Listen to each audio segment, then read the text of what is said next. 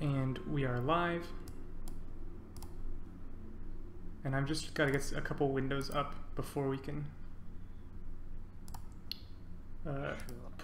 before I can really get moves on the board. Yeah, all three have started now. All three have started. Oh shit. Okay.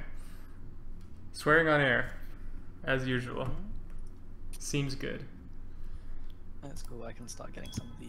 Yeah, if you can start like commentating and things, because I have no idea what I'm doing. Oh yeah. Did I send the players over? Okay. Yeah, I did. Okay. So we've got E4, C5. So we've got Sicilian. Knight F3, D6.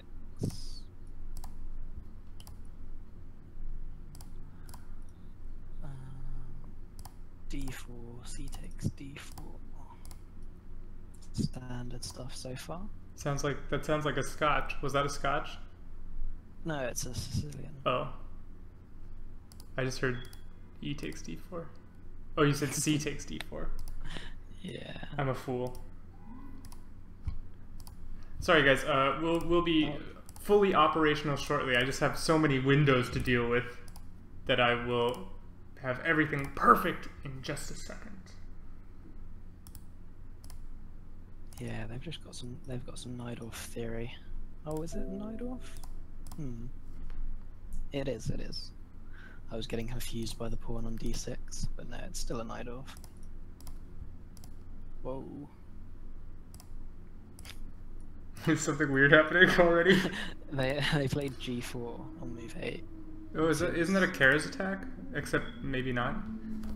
Apparently, according to Lichess, it's the Lipnitsky attack. I've never heard of that. Hello, Deep Fluke. How are you doing this lovely morning? We're almost fully operational. I just have to get all my windows right. And this game was the Yago game, which I don't have open. Where did the Yago game go?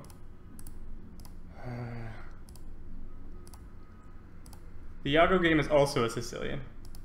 Yes. Okay. Let's see. Okay. Is that 3 Sicilians then?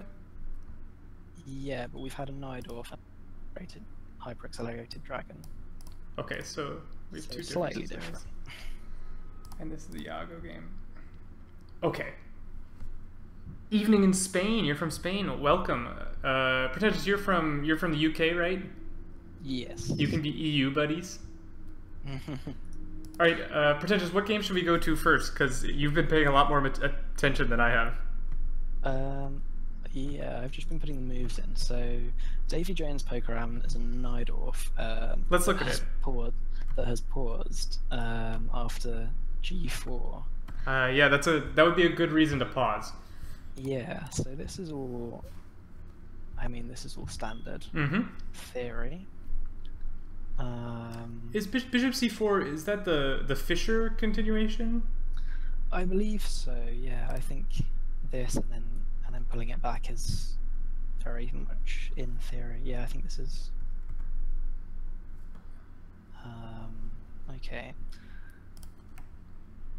But Bishop C4 is not, I believe, not the most common move here. No, I think normally you get Bishop E3 or G5. I'm going to cheat. Yes, that was right. Click the database. But or even Bishop E2. Yeah, I was going to say I normally see this Bishop here on E2. I think. But Bishop C4 was a favorite of Bobby Fischer's, who really just liked mating you a whole lot. Yeah, I mean, it really comes down on this pawn pretty hard, which is why we see this E6 move. Makes a lot of sense. That bishop, yeah. And another idea in this this kind of setup is bringing queen out, just getting that extra tempo, or sometimes the rook comes across and gets that extra tempo. So white prevents that with bishop B3, yeah, which is sort of prophylaxis against being tempoed. Exactly. There's quite a lot of theory that I'm not going to get into because I will get it very wrong in this line. I think Tony Rowe goes into a lot of detail on this in his videos on the Sicilian. I think also if you're a Sicilian player, it's really good to listen to Andres Toff as well. Is that how you pronounce his name? Yeah, I think that's correct. He's an IM. He has a YouTube channel, and he's an aggressive Sicilian player, and he knows his Sicilian theory quite well. So if you play the Sicilian, Anders Toth is a good guy to know and listen to, because I'm sure he knows a whole ton about all of these positions. Yeah, and he actually did the reviews for that's right season 6. For season 6 of the 4545 league, and they're very interesting videos. Yeah, he's a funny guy. I like his style. I do. Yeah, I have to say I didn't watch him before, but after that I've been watching a lot of his stuff. I enjoy it. So let's get to the good stuff here. After Black developed his pieces, he might castle in a Najdorf. Doesn't that mean Black is winning? If Black gets to castle in the Najdorf? But White said, "Are you sure you want a castle?" Because I'm playing G4. I mean, that's bold, isn't it? And we've got a few more moves. We do. So we've had H5 from Black. I like it. And this is actually a standard idea. I've seen this like sort of meeting G4 with H5 before. And then we had G5. Mm-hmm. And knight G4. Okay. I was interested in maybe playing knight H7, but maybe that's ridiculous. Actually, knight H7 is ridiculous. I'm hanging my H5 pawn, which would be very sad. Yeah. I mean, there's... although it's a really trade. Go back here. I do worry about G4, because it's not a hole. I mean, there's both these pawns here that can hit it. Well, I think his point is that he has this square. But for how long? Because the next move is F4. F4 was played? For it. Yeah. That doesn't surprise me. That's where we are. That's where we are at the moment. Yeah, just covering this square, threatening this. And this knight's looking pretty out there on its own. So really, we have to. Is there any way to rescue that knight? I mean, you need to disrupt some of these pawns. And I'm not sure I see anything off the top of my head. You could play this, maybe. I'm a little bit interested in the idea that maybe this king has overcommitted his pawns. And like somehow exploiting that fact. Okay. So I am looking at my 2 breaks here. Yeah, it would be nice if you can use this diagonal, come in and attack. Exactly. I want that to happen, but I mean, it's crying out for that kind of attack. So let's look at this move, because this move seems to be accomplishing a lot of those things. 1, we gain a tempo, so you're not going to win our knight immediately. And 2, we're looking to undermine this diagonal, so that, say, if I get to play the moves bishop takes G5, I'm probably doing well. Right, and for that reason, I think it's important that the knight comes back here and defends this pawn. What about E2? No, E2 doesn't work. I'm a fool. Yeah, because otherwise you're taking here, and then this is going to drop. So this will be, unless you want to possibly take first, but then if you let's look at this first. Yeah, this seems sensible. White's trying to keep things a little bit closed. As Black, are you worried about this, just pushing past, starting the attack, or can then Black maybe close it down? Well, currently there is again a threat of H3. Yes. Which I still need to be worried about. So I think taking is forced. You need this square. Yeah, I would agree with that. And then it's looking a bit hairy for White. So I agree with that. But on the other hand, Black is very underdeveloped. So say you do this, push the knight back. Okay. Wait, oh, actually, maybe not. Maybe if you just come in straight away. Now that's interesting. But do I have this move, bishop e6? See, I was thinking about just grabbing that pawn there. I don't know if that's too dangerous, too greedy. You can. I mean, I'm hitting the rook. You are hitting the rook. The knight would have to go to d7. Probably. Maybe. Well, let's put it on the board. How are you keeping your rook or otherwise? Well, inconveniencing. I'm thinking is what I'm doing. I'm thinking. Because even though white is quite airy, I don't know if black's ready to fully explore. Well, okay, I'll be sensible. I'm a sensible man. I'll play knight d7. Yeah. I think you're obliged to take here, because otherwise I'm going to play knight c5 and hit everything. Yeah, that does definitely look pretty awkward. I mean, I was just thinking about on knight c5, maybe you can play queen c6, but you're still kind of stuck. Well, on queen c6 I'll have bishop d7. And then take on b3 with the knight. Position's a mess. Total mess. Yeah. This is, yeah. I worry for white here, because I feel like this queen has gone astray. Yeah, this might be a bit ambitious, because also this pawn is now hanging. Yeah, and because we haven't recaptured my on f4. my feeling about this position is that the main feature of this position is king safety, and I'm of the opinion that black's king is about 80 times safer than white's king. Yeah. Because if you try and play a move like here and castle long, then we start to have ideas like rook b8 or knight c5, and we just win a bunch of time against the queen. I mean, even just like you can't castle straight away because you're getting forked. Oh yeah, forked on f2.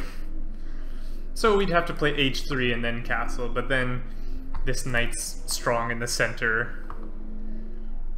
Yeah, I like this very much for black. Yeah, I don't think we can grab that pawn. Okay, so maybe not queen d5. Let's see. Let's be sensible. Let's develop with time. Can't argue against that. Yeah. The thing about white's pawns here is they're not as threatening as they were. Yeah, the elimination of the f4 pawn has eliminated his like strong thrust. Yeah, as black, I'm not particularly scared of this position. It's a bit uncomfortable. I'm not particularly scared. You are threatening to win a pawn here. After h3, knight e5, we can take twice here. Okay. So maybe I'm obliged to play knight c6. Okay, how about this? Yeah, I was looking at that. That's, as you said, king safety. That's annoying. It's annoying. That's one of the reasons for having this bishop on this diagonal. It really does disrupt black's castling.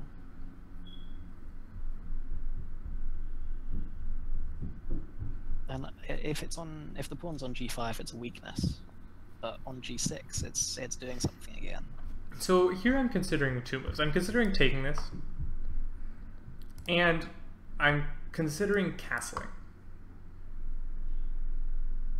If you take it, then does queen d5 work? So takes queen d5. You currently are threatening to check me here.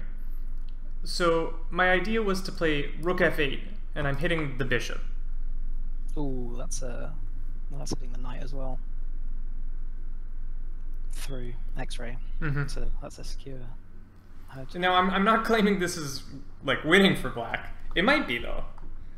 My king will be stuck here for a very long time. I'm also not sure I'm threatening to take this because of, well, on check. And then the rook comes back. And then bishop f7 check. And then king d7. And then bishop e6 check. I think you're just chasing the king away. To safety? That might be true. Yeah. So, okay, this is a real threat. I have a threat. 2 threats. Well, yes. Because as white, if I can play a move like long castles, I'd be extremely happy. Yeah, those undefended pieces are a problem. But say like, let me just throw it on the board. It might be ridiculous. But I need to look at this, because this is the move I really want to play. I want a long castle. And do something. And kill you somehow. How do I murder you? I'm not sure. This is not what we got in the game. I'm not surprised. Because we should probably go back. What we're playing here is ridiculous. But even this, like after check and... Well, no, if I take here, then I'm losing my other undefended piece. But like check... No, I have it. So after queen d5... No, that doesn't work either. Okay, so this is all ridiculous. Let's go back to the game, you're right. Okay, so we had... We saw g5, knight g4, f4. Did he play e5? He did play e5. I think that's a good move. And then we saw knight f5. Knight f5? Yes. And bishop takes. And pawn takes.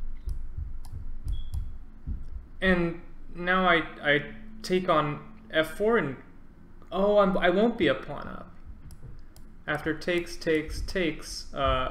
black is gonna take on d6 somehow.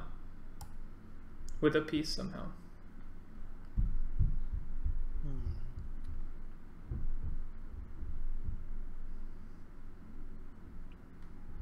Although, there will be a check here.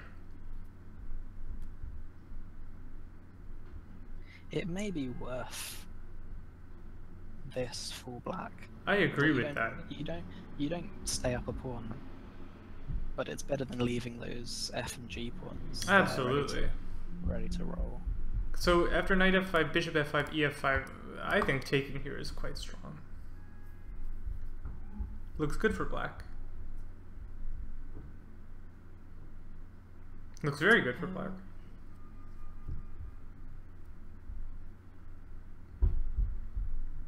Yeah, I already like black here. You disagree? You're not sure? I'm not sure. I'm not saying I disagree. I think it's tricky to play for black. What would so you say take? So yeah, bishop takes was not forced. You can look at playing something like f6. Maybe.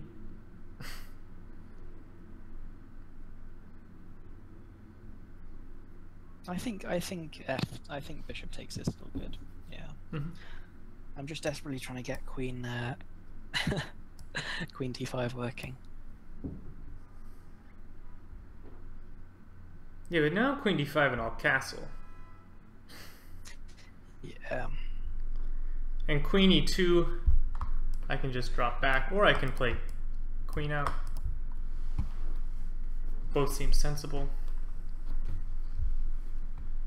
Probably just bishop back though. Okay, so why do you prefer black here? So first of all, I'm a pawn up, which means you're obliged to take on d6 if you want to have equal material. Right. So. And I think taking with the queen is probably correct. Yeah. If you take with the queen, I'm gonna throw this little thing in first. Okay. And you can't block. Yeah.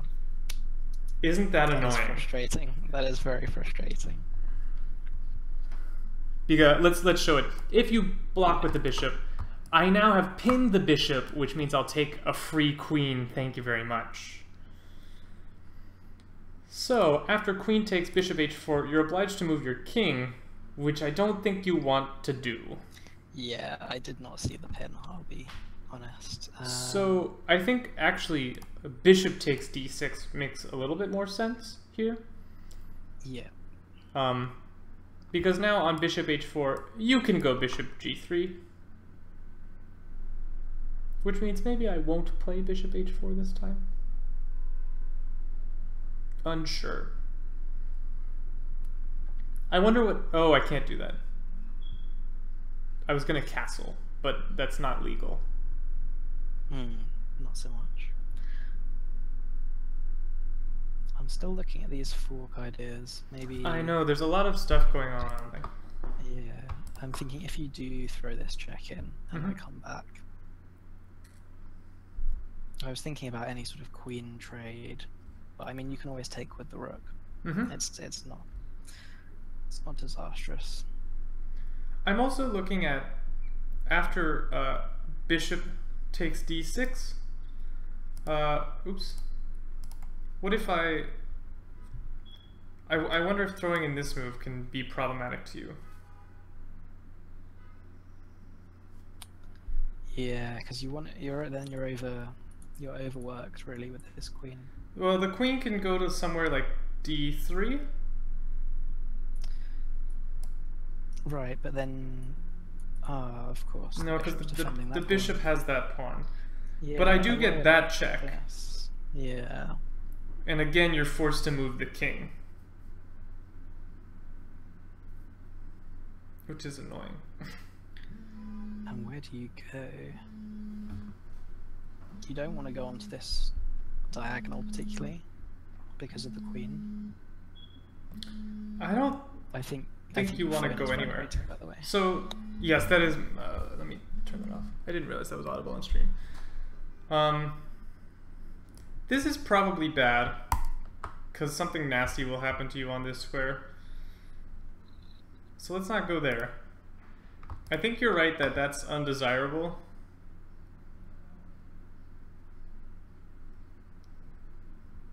Like maybe here I just go knight f4 anyway. Yeah, this looks better for black. This all looks very shaky. So that is what's going on in this game. Why don't we go and visit another game? Let's catch up with our Yago game. How are we doing in our Yago game? Do we put any moves in? We haven't put any moves in, okay.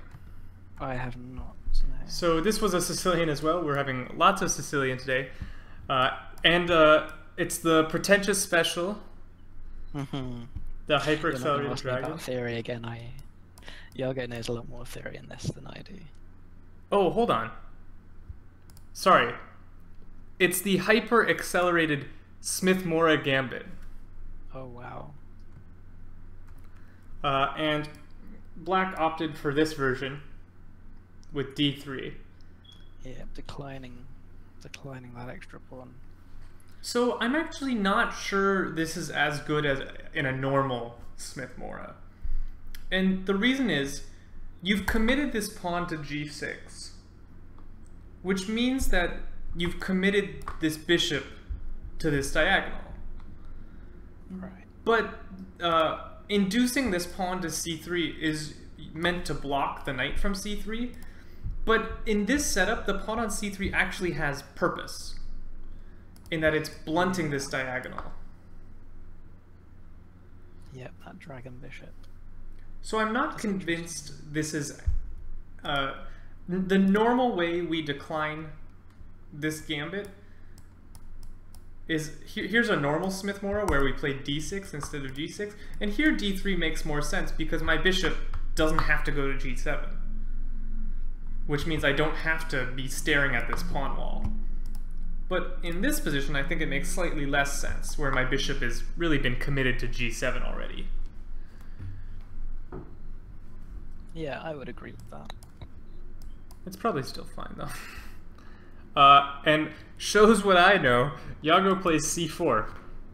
Oh, okay. Transposing into a Maroczy. Yeah, but this is a weird Maroczy. I mean, they've wasted a tempo. Have both sides wasted a tempo? Normally you'd... I think this is good for black, Because the bishop doesn't belong here? And yeah, and white, although white did develop the bishop with one move, yeah. I normally would play c4 in one go in the Maroczy. Yeah. And so I think white's going to spend a tempo playing bishop e2 at some point, I feel like.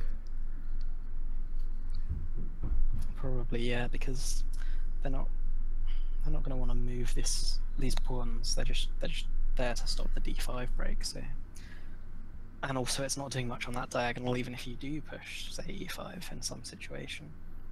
The other thing that's interesting about this position is black has not committed to d6 yet, which means black can try and get a thematic d5 in one go, which would also save black time. True, although I'm not sure if you're going to be able to arrange that. It's a plan, it's an idea. True. Black is either trying to break with d5 or b5, or sometimes f5, but not usually. Yeah, and another idea in the Maroczy, against the Maroczy, is kind of reworking your pieces to target one of these pawns. One of the c4 or e4 pawns? Yeah, and that for that reason you can often get b3 being played. The other thing that's a little bit unusual about this position is white doesn't have his knight on d4. Yeah, there's quite a lot of control there that could be exerted by black. I mean, they're gonna develop their knight to c6. And maybe in some scenarios they can think about kind of locking that piece in there. Or maybe even just throwing knight d4 in themselves. Like here black played knight c6. Maybe black can think about chucking a knight in. Sure, if you can support it, I maybe wouldn't put it in straight away. I probably wouldn't either. That would break any and all opening principles. Yeah, but I mean, once you can provide some sort of support for that knight, that's going to be a monster. Sorry, I'm just promoting this variation. So yeah, castles, knight f6. Are we worried about e5? Where's that knight going if you do play e5? I mean, that's a really good question. Well, knight g4, I'm hitting it 3 times. Yeah. Yeah. So I don't think you can play e5. Yeah, I agree. This seems to just lose a pawn for not much compensation. So yeah, we shouldn't do that. Instead, white essayed the move knight c3. Great, let's develop our pieces. And now black played d6, said no e5. No e5 for you. Yeah, maybe thinking about bringing this bishop out to e6, which looks kind of strange. But I have, unless I misremember, seen that before. No, I think that's a reasonable idea. Talking about trying to come down on this. Yeah, and then I believe a lot of people play sort of like a6, b5, and queen a5, and just yeah, that's definitely a thematic break. Here, white played. Sorry, go ahead. And it's also nice if you do induce b3. That really makes that bishop a lot stronger. The dark square. Yeah. Yeah. Right. Sorry, what were you gonna say? I was just gonna keep going with the game. We saw h3. I'm not a huge fan of this move. h3 seems to be guarded against bishop g4. I suppose it also blocks the maneuver of knight g4 to e5, which is also reasonable. But if black really wants to do that, they can always go knight d7 to e5, and there's not a lot you can do about it. So this move h3 really seems to stop bishop g4. But if I'm going to allow bishop g4, say I play some sensible looking move. That wasn't a very sensible looking move, but it's a move. And if bishop g4 happens, you're sort of forcing me to put my light square bishop where I want to. Yeah, exactly. And I mean, White's probably not upset to trade this light square bishop. Absolutely not. It's a terrible piece. With these pawns, it's the bad bishop. So yeah, I don't particularly agree with h3. And speaking of Andras Toff, that's exactly the kind of move that he was quite scathing of in some of his reviews. Yeah, it's just sort of like a nothing move. You're not accomplishing your goals. What would you say the goals for White are in this opening? Cramp black. Yeah, and so h3 vaguely does that, but the bishop has a very reasonable square on e6, and if black wants to get his knight to e5, he always can. You can't stop him. Yeah. Something else that White will often go for is this sort of control on d5, and sort of get a piece to there, and really just dominate the position from there. I mean, it's not nice for black when White gets this big center and there's a lot of pieces and black's struggling to rearrange themselves, and that's part of why it's important in a lot of against the Maroczy to trade a pair of pieces early on. That's one sort of key theme, so that you have enough space as black. But here, I think all of black's pieces have actually found reasonable homes. If this move bishop e6 is played, there's no bad pieces here.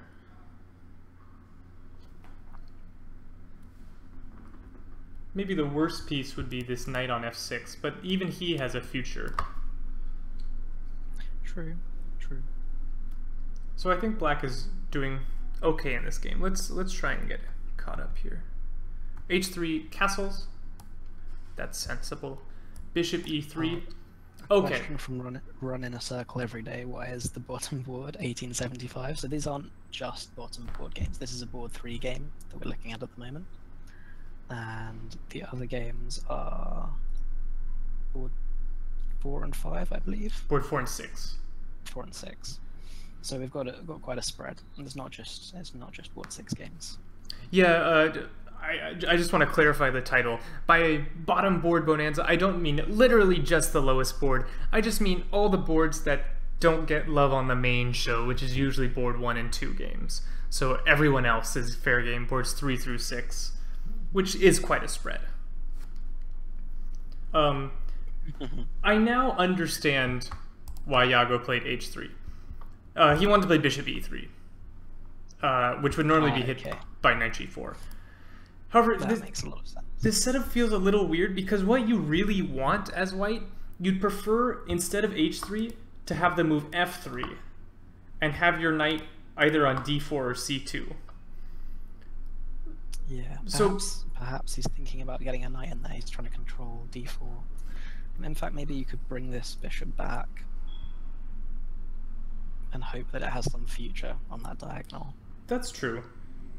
I feel like Iago's sort of being hurt by the unusual move order that this came about by, because the fact that white did not play knight takes d4 makes this Maroczy less appealing, in my opinion. Because this knight is sort of blocking the plan of playing f3, which is a standard idea in the Maroczy. And so he's had to go for this rather strange, well, that's not how pawn move, h3 instead of f3. That's interesting, because it is typically black that gets cramped. But yeah, I don't like the light square bishop for white particularly. I see what you're saying about the knights, although I'd say perhaps they're matched by black's knights. They're not too bad, but yeah, getting that f3. I'm just saying that f3 is preferable to h3. Yeah, f3 is more desirable than h3 because it accomplishes two things. It controls g4 and e4, which is more desirable than just controlling g4. And so I'm not saying this knight is bad. I'm just saying it's in the way of my normal plan. Okay. And so Iago's had to go with something a little bit more makeshift. Here, black played b6. Not a fan of this move. I know you want to develop your bishop. but it already had a decent square here, and I love seeing this a6 b5 stuff. So here I think good moves would have been bishop e6, immediate a6, all makes sense. Or maybe, as you said earlier, knight d7.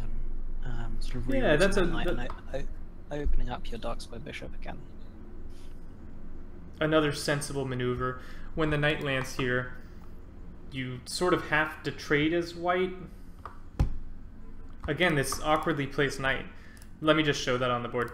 If you place here knight d7, say I play a nothing move for white, and knight e5, I hit this and this. Even though this bishop is terrible, I don't think I want to let you take it, because then these pawns might be weak. I mean, as you said, as we both said, you could support those with b3 and f3 at some point. So maybe it's not such a loss. Well, but here's the thing. I find it hard to get f3 in. Like, I think the only way you're going to play f3 is by playing knight d4. But then you're trading more pieces, and I'm fine. Yeah. The thing I don't like about if you were to trade your f3 knight here is that you're helping out black, because at the moment they've got sort of a redundant knight on c6. It would love to be on e5. But here's the thing. I will get rid of that redundant knight no matter what you play.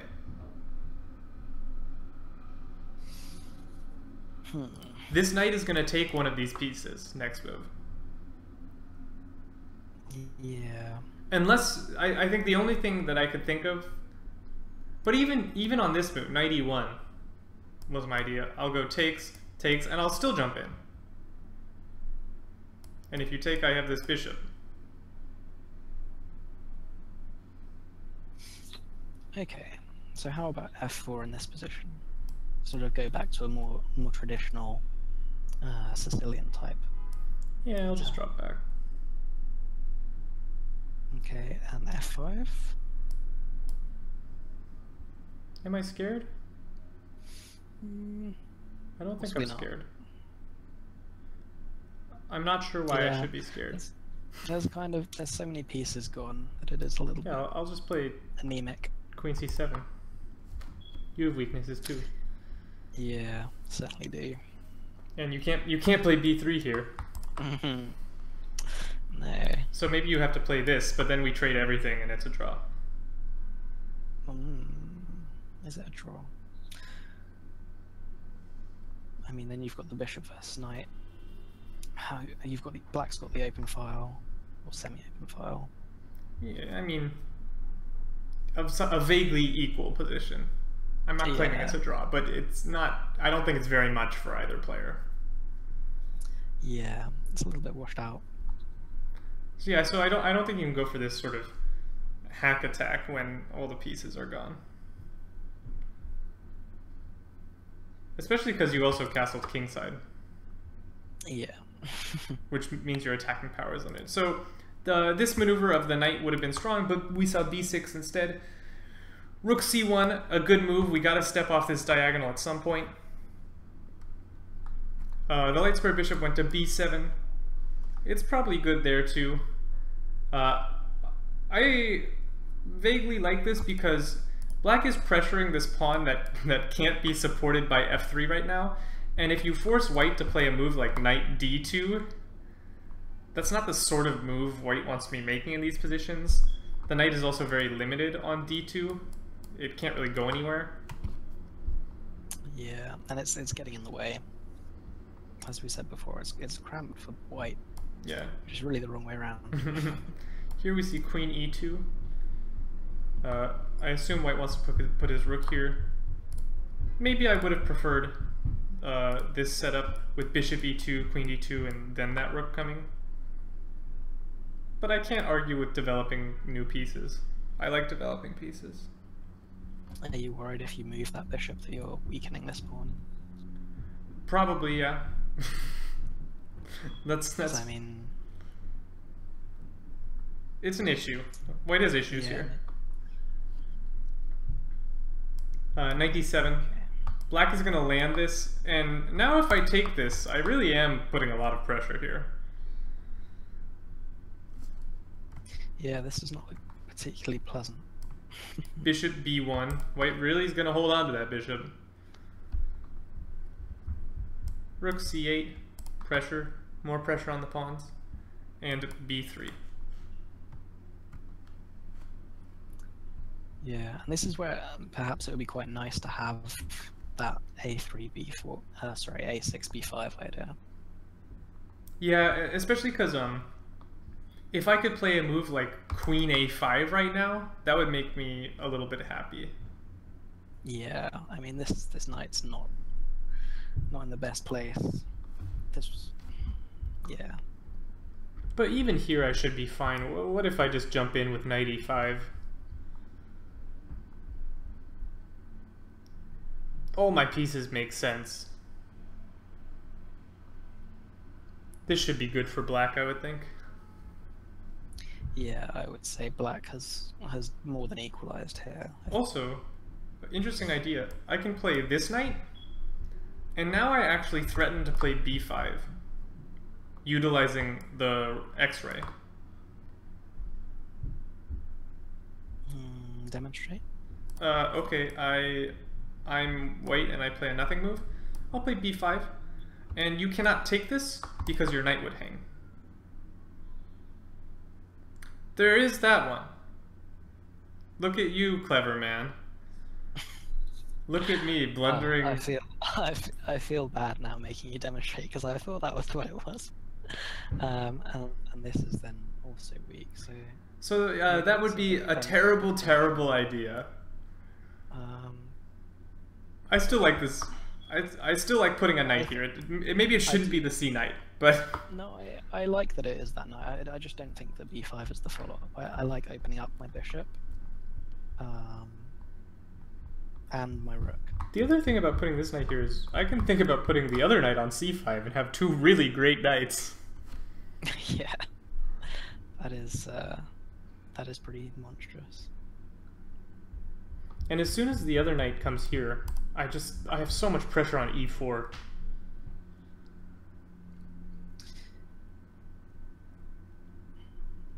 Yeah, that's tough to face. What have we had anything? We should look at our third game, which we haven't even begun talking about. We probably should. They're on move 11. They're on move 11? Oh, good. They haven't made it that far. They haven't raced off. So this is our board 6 game. The players are in the 15 and change. A d4 game. This was the only game that I said would positively be e4, and it's not. Alright, we have a Slav. I know something about this. Imagine that. Ooh. So here black played a common mistake. A common mistake. Black played bishop f5, which is terrible. This is terrible, right? I'm not lying? Yeah, no, you're correct. This is something I learned the hard way in a lot of my games. I think I beat you when you played bishop f5 against me once. Oh, probably. I'm sure lots of people have. So, this is a big mistake. In the Slav, when your bishop comes out early, you leave b7 sad and weak. So, what white should have played here is, I think you take on d5 first. Yes. Yeah, and then you have the double attack. So I take on d5, and then when the pawn recaptures, I play queen b3, and I hit here and here. Now this is currently defended well enough, but the problem you have is your queen cannot protect the b pawn. Because once the queen goes over here, or over here, you lose protection of the d pawn. So this is a common way to lose a pawn early in the opening for black. And if you go b6, Ben Feingold had a video on this recently. b6 is like losing by force. Do you know the move here, something pretentious? I do, because I just opened the database. You go e4. Oh, okay, that's not what was in the database. Really? I think e4 is really strong. The point of e4 is you're trying to open this bishop with a game of time on the enemy bishop. because bishop b5 check is going to be brutal.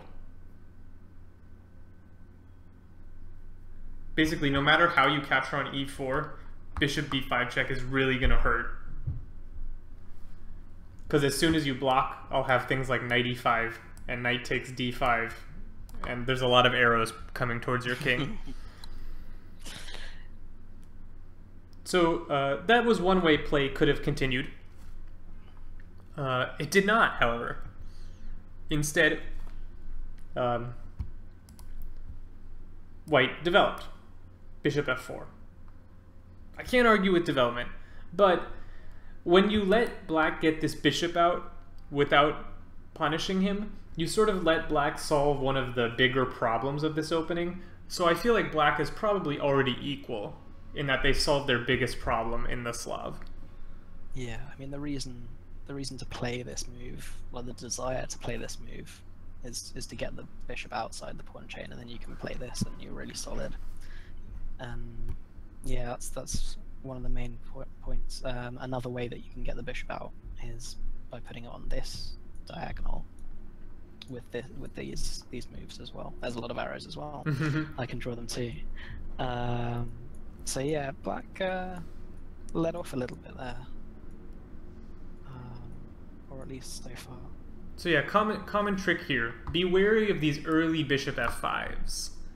They are usually punished by some form of queen b3, hitting that b7 pawn, that tender spot. Okay, and here bishop f4, e6, the move we wanted. Black got his bishop outside the pawn chain. He's very happy. E6, e3. White got his bishop outside the pawn chain. Now this looks slightly vaguely Londonish. If this pawn were here and this pawn were here, yeah, it would be a London. True. I would say it's not Londonish because of those differences. I mean, fair enough. Yeah. I'd say that's a fair assessment. Bishop b4, black develops his pieces. Probably also sensible is bishop d6. I know this is white's bad bishop, but white's bad bishop has gotten outside the pawn chain, which means it's not really bad. So oftentimes it's an idea to trade off these bishops that have come outside the pawn chain. Likewise, for white, it might be sensible to think of playing bishop d3, trading off this piece. But bishop b4, I like developing. I just wonder what's happening after a3. Are you going to give me that bishop? I mean, you put it there. I know, right? If you go a3 and then you go back somewhere, that's sort of sad, because now I have like b4, c5, b5 coming really, really quick. Yeah, you've just kick-started white's attack, really. So, I mean, you really should... If you wanted to play bishop b4, you should be willing to take. Yeah, the question wasn't asked for a little bit. Or maybe you just go straight back and change your mind, but not to a5. Maybe you go back to d6 and you admit that you were wrong. Yeah, and here, you still jump started my attack because I have takes c5. Yeah. And I'll go b4 b5 really quick. But anyway, none of that happened. After a3, or no, there was no a3. Instead, we saw bishop e2. So again, white didn't like this idea of exchanging off the light square bishops. But when you let your opponent get the bishop outside the pawn chain, this is not a bad piece for black. This has become a good piece for black. So sometimes it's just necessary to trade it off with the move. Oh god. Oh, you promoted it. Thank you. I promoted it. Sorry. Bishop d3. This is a very sensible move. Yeah. Another idea that's common when black does play this is to try and hunt down this bishop with the knight move. So maybe that's what white is thinking of with bishop e2. Yeah. Because otherwise, maybe the bishop gets away. That's a fair point. I mean, at the moment, the bishop can... actually, that's not so great. So I was thinking about... going to e4? Yeah, but I mean, you don't really want to induce f3. Yeah, f3 is probably good for white. That's one of the main ideas in this sort of structure, or similar structures. So you've got a minority attack with b4, or you've got this f3 e4 break. Absolutely, and that's a little bit more typical of the Carlsbad structure, which occurs after c takes e takes. Yeah. But it's still relevant in this position as well. Being able to build. I think it still works. A lot of times in these positions, you actually don't even need the move f3. You just prepare e4 with your pieces. Okay. Because then after takes, you still have a nice center of c and d pawns. And this is sort of a traditional Slav structure. But okay, I like Black's play here. Black maybe saw this threat, or maybe just felt a need to play actively. He played knight e4, just putting pressure on this pinned piece. And it's a little bit annoying. You kind of want to play queen c2, but this guy's lined up with you. So maybe you're obliged to play a move like rook c1. It's hard to break the pin because that's illegal. So yeah, that's another drawback actually. That's a drawback of having the bishop outside, because I mean the queen can come in with extra pressure too. Yeah, so a very sensible move here would be rook c1. This makes a lot of sense, just lending some support here. Although maybe after queen a5, I'm a little worried about this pawn. Yeah, I mean, what are you playing here as white? I think you have to play a3. You have to play queen b3. I think. Queen b3. Just more supporting that. I have everything together. Can you win a pawn here? Show me. No. I can't count, that's why. Don't worry. Earlier I straight hung a B pawn, so it's your turn. At least we noticed. Yeah, really. So this seems reasonable for white. I think neither side has much advantage here.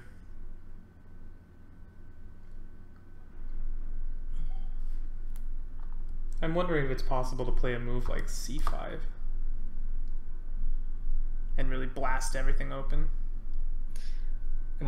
Yeah. It's scary. If I can get c5, I'm probably doing okay. Because your king's in the center, my king's in the center. That means we're both scared. I mean, if you play c5, can I just castle? You can. I assume you want to take this. Probably. I do not want to take back with the knight. Oh, I could take back with the knight. What's happening? I don't know. I want to take back with the knight. That's quite a nice piece now. Yeah, but now I take here.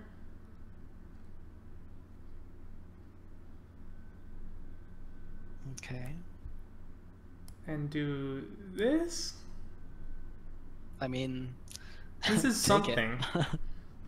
I do not mind if you take that. This is something. Yeah, you have that. Is that just winning a rook?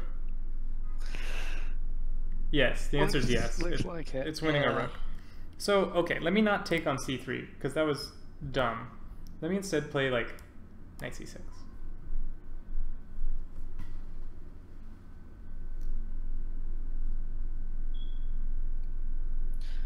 Okay. Or I can consider playing this one. Yeah. This position is something. There. I mean, my concern for black is that you're not castled. It's true. Maybe you don't want to blast it open when white can castle, and black has used that tempo to blast everything open instead of castling. That's fair. That's a fair point. We might not have played it perfectly. I really doubt it. I think the way things are going, I would definitely rather be white, like quite a margin. Yeah, I feel like you have a pawn and the compensation, as they say. But let's go back, because this was not quite the game continuation. After knight e4, the knight came in. Instead of going rook c1, white went queen b3 immediately. Okay. And... oh, I'm looking at a different position in the game. I was like, what? This didn't make any sense. I saw the move b6, and I was like, that doesn't make any sense. No, black played queen a5. And did we transpose? Okay, we got a direct transposition. This is a direct transposition to the lines we were looking at. Yeah. And black just said, I like developing pieces. Black is a much more sensible player than I am. Yeah, maybe looking to castle next move. Yeah, he's or play c5. You never know.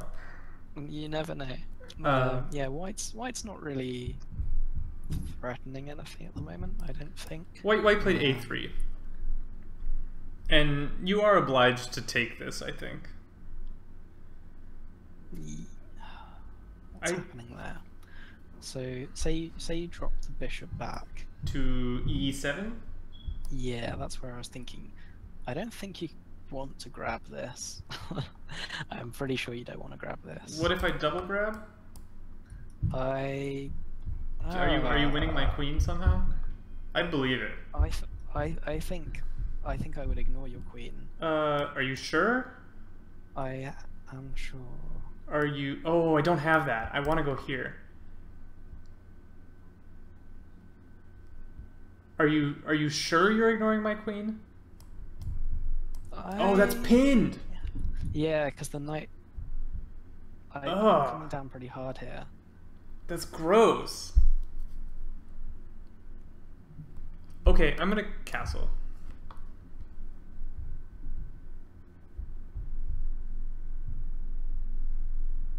Okay, and if I just take this? I'll take...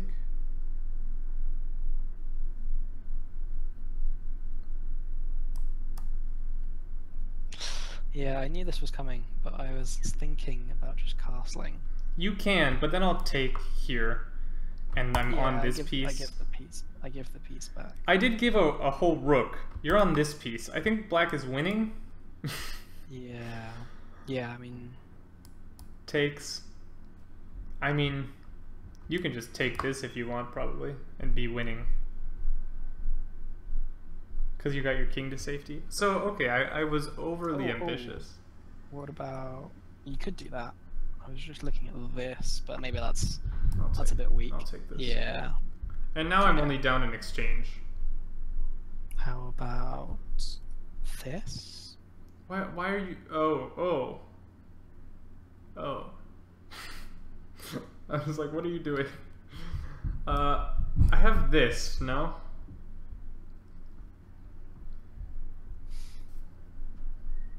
Okay, I think I still take, and then this is hanging, this is hanging. Yeah, but this was hanging in the other line. Like, you could have just taken that and gotten the same result. Yeah, but I want to be fancy. Fair enough. I like fancy. So, this is all ridiculous. Oh, of course. I mean, and this came from a double pawn grab we went for, which was ambitious. Yeah, it's probably not a good idea. I also didn't have to give you a piece. But, okay, black took, which is sensible. You put your bishop there, you might as well take the piece. B takes is forced. Then we saw queen b6. Black's offering a queen trade. Now, I kind of want to play rook b1, but I feel like there's tactics after rook b1, because I'm eyeballing. I'm giving him the eyeball. Yeah. Like, I'm wondering if I have... Black's... I do have this. I have knight c3, I think.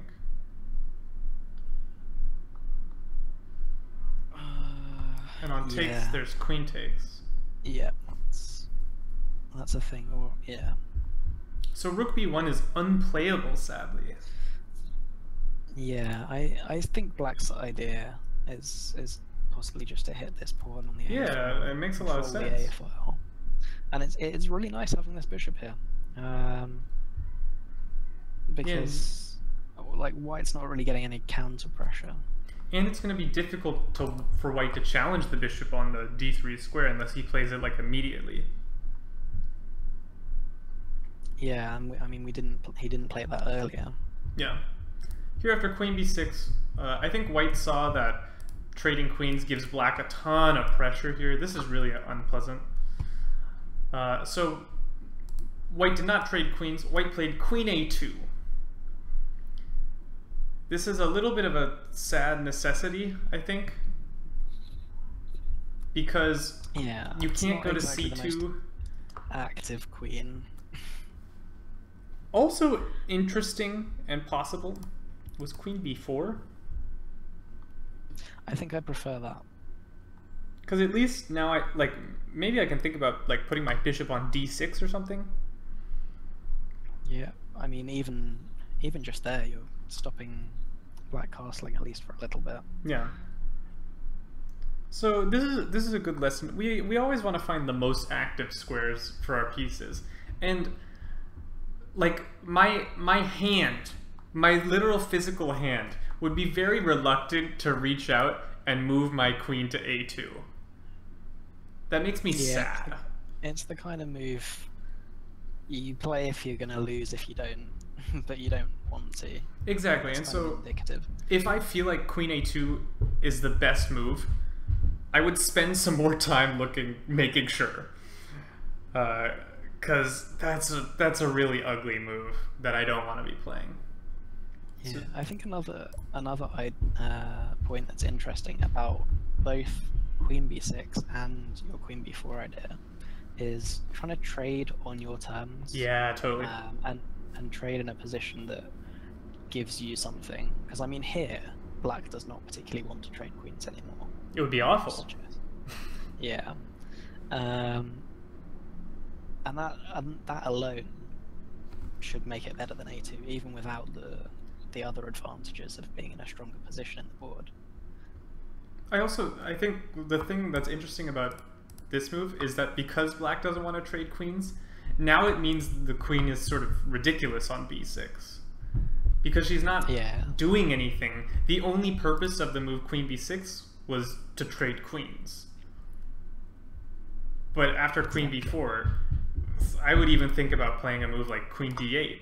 Well, not immediately, because I'd hang my pawn. But at some point, I would think about playing the move queen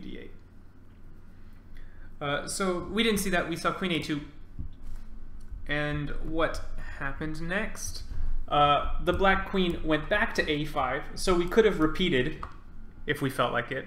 We did! We repeated! Always repeat. Always repeat. So I think what this tells me is white says, I don't feel good about my position. He also has he has pressure to deal with. Maybe they just know the rule that you always repeat.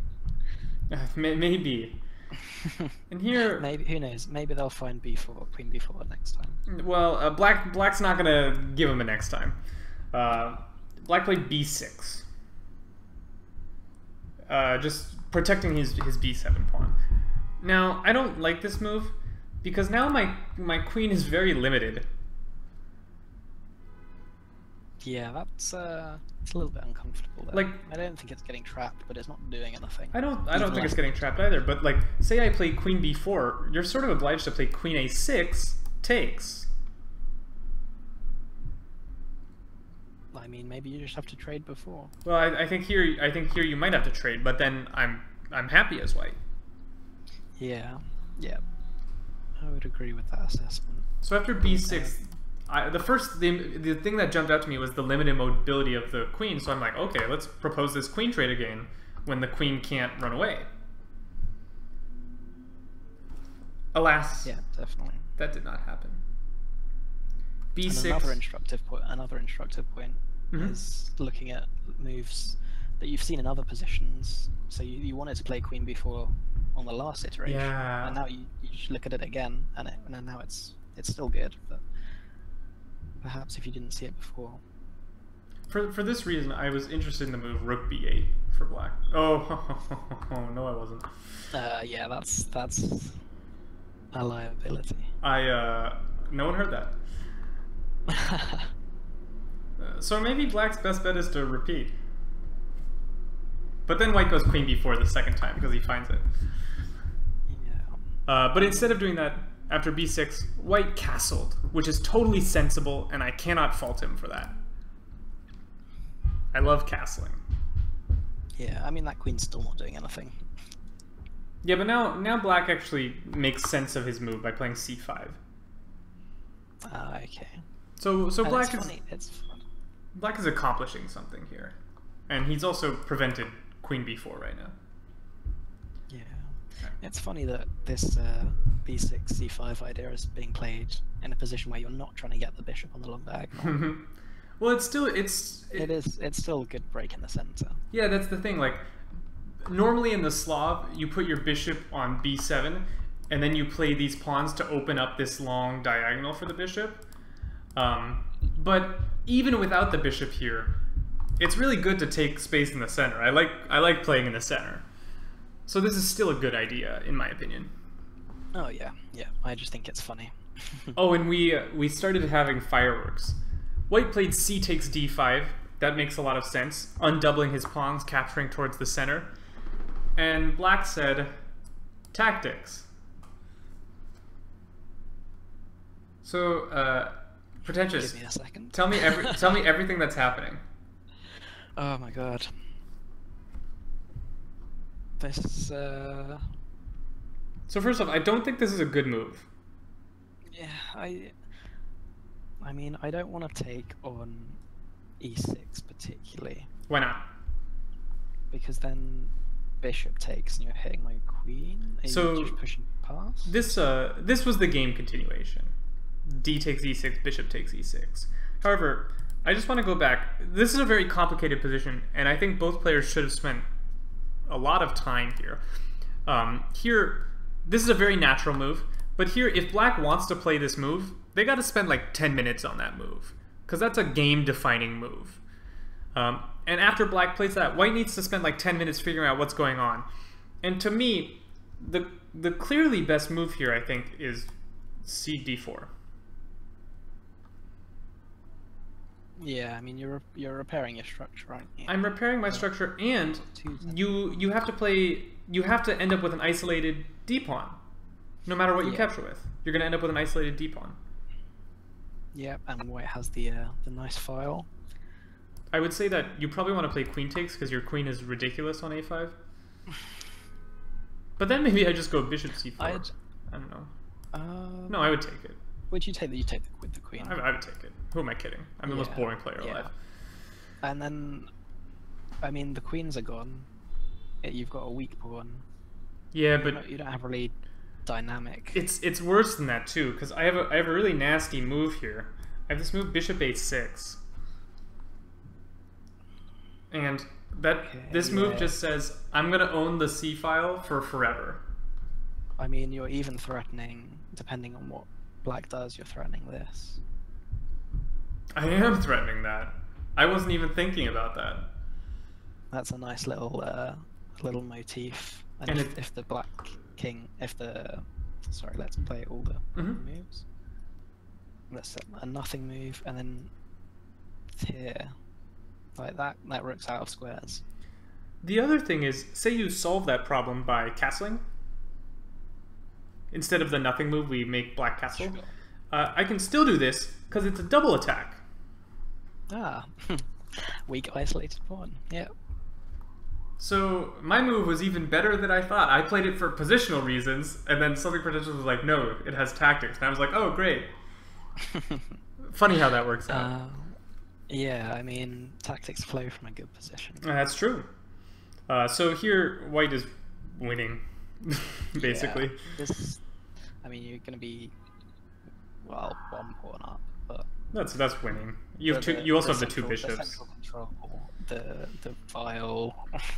Yeah, it's a disaster. This knight is terrible at the moment. So that was winning, but white went de6, saying, "Okay, I want another pawn," but perhaps he didn't fully calculate all of black's responses here, because I think it is a little bit natural to go like, you like sort of breeze past points in your calculation. You go like, oh, pawn takes, pawn takes. without like pausing between each move to consider every response. Because I think if if the white player had seen this recapture, they might not have gone for this, because this is all of a sudden unappealing. Yeah, that extra tempo, I mean, you're not winning an extra pawn anymore. Black has an okay structure. I think black's winning an extra pawn, no? Unless you play c4. But then I take here. Then you take...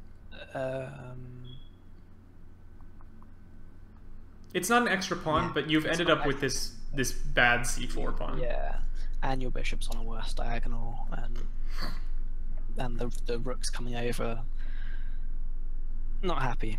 But very unfortunately, white played queen b2. And this is a bad move. And the reason is, you're not protecting this pawn. So I'm going to take that with time again. Yeah, it's attack 3 times, defend it twice, yeah. So black played the very natural dc3, and now black has won a pawn, and it's not just any pawn, it's a monstrous c3 pawn. And I mean, depending on where the queen is, maybe they're winning this pawn as well. White played queen c2, so black could take here, but black said, no, I got bigger fish to fry. I like that. And black has a lot of threats here. Black's threatening things like knight g3, very annoying, protecting the bishop while attacking the rook and the queen. And threatening this as well. Yeah, threatening that with check. Yeah, this is so yeah, Tactic City. Black needs to do something. Okay, black played a very sensible move here. Bishop d3, blocking that diagonal. I'm just worried. Now is there like a knight c5? Hitting, protecting? Probably. Probably. You can't ask too much of me. Yeah, I mean, I don't see anything. It was played knight dc5. Black's really cranking up the pressure. I mean, white's suffering here. And here we saw the move bishop e5. So this is a double attack. But this is one of those moves that sets off the spidey senses. I do not like that. Yeah. I mean, well, my first instinct is that's my first. Let me take this. Yeah, it is protected. It is. Yeah, but here's my point. If you take this, I have knight g6. Okay. Desperately looking for a check to give. Yeah, there's no check. It's kind of brutal. Yeah. And for some reason, my king in the middle of the board is completely safe. Look at my queen on a5, blocking those checks. Can you play this, threatening the fork? You can play anything you want. It just might not be good. I don't think I have to take that. You're gonna lose it otherwise. What do you want to? Oh, do you want to take there? Yeah, okay. And here, same difference. Well, I don't know if I want to take that. I wanna play here. Well, but I'm saying I don't like. What if I just give the check, so I've removed my knight from being hanging, and now play like rook d8? You would do that. Tactics. I think you have to play queen c6 check. Yeah, that's all I can see. But then, I'm doing this one. Bishop. Yeah, and you're just this is horrendous. What about queen e6 was a tricky little move. What is setting up. Yeah. Is that mate? Oh, it's not. The bishop can block. Is there something else? You are threatening to win this rook in the corner. Yes. Oh, this is really complicated. I didn't know what I was signing up for when I entered this variation. Are boards 4, 5, and 6 done? Is a question we have from chat. I'm not sure what that means. So we're not looking at 4, 5, and 6. Oh. We're looking at 3, 4, and 6. I was on the wrong screen. The other games are not. I don't think they're done. No, neither of them are done. We're just looking at this game at the moment. Because it's fun things are happening. Yeah, we will rotate around. Here, in due course. Here I would probably castle. That seems sensible. But then your rook has time to run away somewhere. Yeah, you're still up a pawn. My knight might be trapped. At the end of all this. Oh, yeah, it does look a bit trapped. But I do have like bishop d5 to let him live. For some small time. Well, how are you taking him? Exactly. I don't see how you're gonna come and take my knight. What about A4? this? Yeah, that's exactly what I was thinking. I mean, no, I have this. Tactics. Tactics, man. Tactics are hard. So yeah, instead of A4, I think you should play this. But then this. Yeah. Oh, but no, the knight has that. I don't know. That's unclear. Yeah, or even this. Well, I'm winning this then. Oh, that hits the queen. Oh fuck, what's happening? I have. Swear. Yeah, not real. I have knight takes. Oh, hitting your queen. I forgot about that knight. Okay, let's go back a bit. I feel like we got carried away. Yeah, this is all ridiculous. None of this happened in the game. We're just having fun analyzing. How did we get here? Oh, because after knight dc5, bishop e5, I was like, I don't believe this. And we entered this crazy variation where Pretentious tried desperately not to lose material. So this looked quite good for black. But it's tricky. It's very tricky. There's definitely a lot of potential for both sides. So after bishop e5, black is a very sensible player, and I respect that a lot. Black said, I don't want any of this crazy stuff. I'm going to castle. And I'm like, I can understand that. I can understand castling. However, we have hung this pawn. Yeah. That's the point. This was a double attack. Not straight away, I think. Straight away. If you're taking it... That I was worrying about... Oh, I suppose you can just grab this, yeah. I can grab on f5, exactly. Because I was thinking if you take here, then you are losing this. Mm-hmm. I will say, if I grab on f5, can I make this thing work somehow? Probably not. I don't think so. The queen covers it. Yeah. So, after bishop takes c3, which was played, we did not see knight takes c3. We saw queen takes a3. Also sensible, stepping out of the attack. Just keeping pieces on the board. X-ray attack on this. Mm-hmm. And I like black's position still. I mean, he's still a pawn up. I mean, even if it was just one pawn, it's outside past pawn. It's looking pretty strong out there. Also, I think black's play is incredibly simple. Yeah, I mean, I'd be ecstatic. Absolutely. To just trade everything, and there's some potential to make a few trades here. I think black can trade off at least one pair of pieces, basically no matter what. Yeah, how would we start that? I think we should leave that discussion for another day, as there are other things going on. Let's go back to our crazy G4 Sicilian we had earlier. Okay. Oh, and the move knight f3. How much of this got played for real? This was not correct. Yeah. We had to promote this. There we go.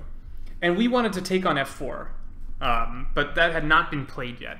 So that was move 12. Let's see what happened. Oh, that's the wrong game. Oh, this game has gone a long way. So I can read it out. E04. So yeah. Queen d5. Queen d5. I called it. Can I castle? Yep, you can, and you do. I can and I do. That's my kind of chess. Getting castle. H4. Oh boy, H4. Oh, Yeah. what on earth? This can't be good. Maybe it is good. Okay. Queen b6. Yeah, that's my kind of chess. Queen f3. Mm-hmm. Rook e8. Oh, this is looking. This is why we castle. Yeah, really. Look at this king. Knight e4. Knight e4. That looks like an overloaded queen. That looks like an overloaded everything. Knight c6. Okay, we'll come back to that move because there must be better there. Yeah, there's a lot to consider there. But okay, so 17 g6. Bishop takes h4 check. G6. Wait, what? Yeah, oh, 17 g6. Yeah, this is not good. Bishop takes h4 check. Rook takes h4. What? Queen g1 check. Oh. We're gonna have to go over this in some detail. King d2. Queen d4 check. Yeah. Queen d3. Rook takes e4. Oh god. Bishop takes f7 check. Yep, saw that one. King f8. King f8. Queen takes d4. Rook takes d4 check. King c3. King c3. Yep. Rook e4. Rook takes h5. Yeah. King e7. Oh my god. We're almost at the end. Bishop d5. Rook e5. Bishop takes c6. B takes and c6. Rook c8 just played. Wow. Okay. So let's go back to the first moment where I went. So after knight, or sorry, it was knight c6, rook e8. Whoa, my notation's messed up for whatever reason. Yeah. Why is 16 different? Because the knight c6 is move 16. It's like before knight e4. The notation's messed up here. Oh. So after knight e4, there's a lot to consider.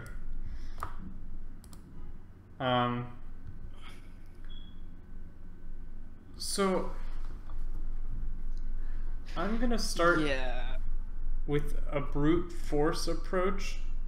This doesn't look like brute force, but I'm gonna start with bishop f8. Okay. I was considering bishop takes g5. I thought about that, but I really didn't think I could make this work. Same effect. Well, I mean, okay, say we take it.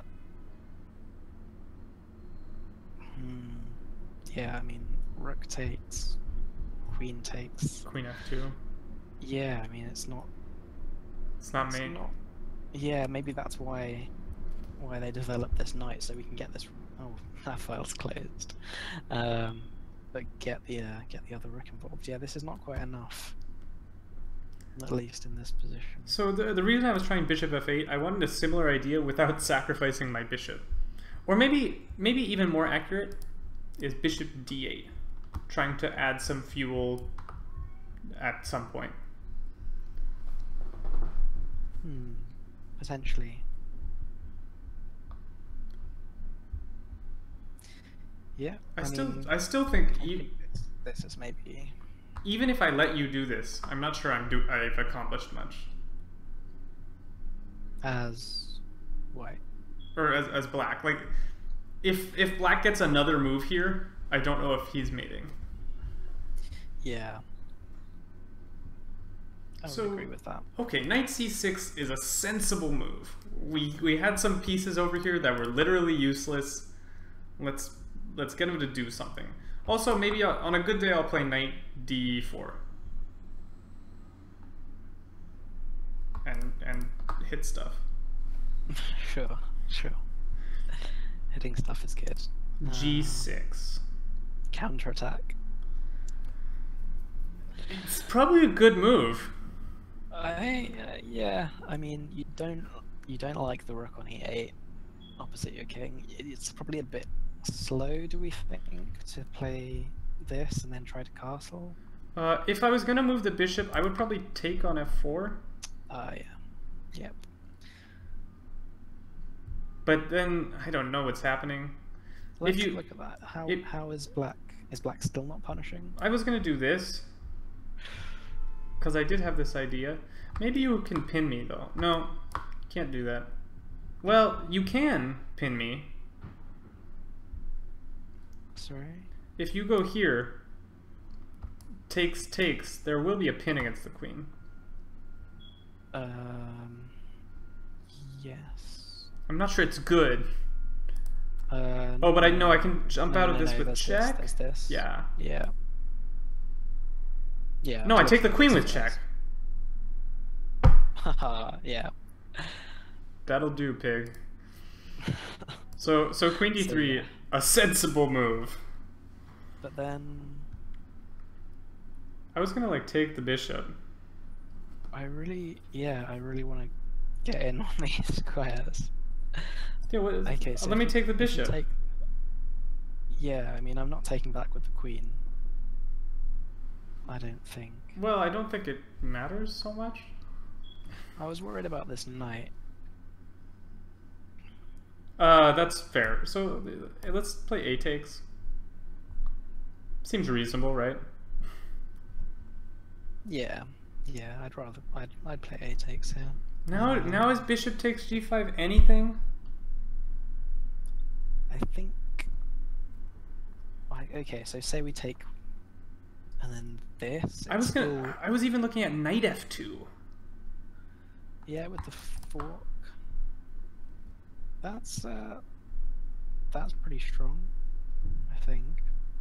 After knight f2, maybe you just castle queenside? No, you're hanging your queen. I like doing that. What about this? What about this? Oh no, I'll take the queen with check? Check again. That's a thing. Okay, but this? Oh, you can trade and take the rook, and then take the knight. Yep. Well, I said knight f2 was strong.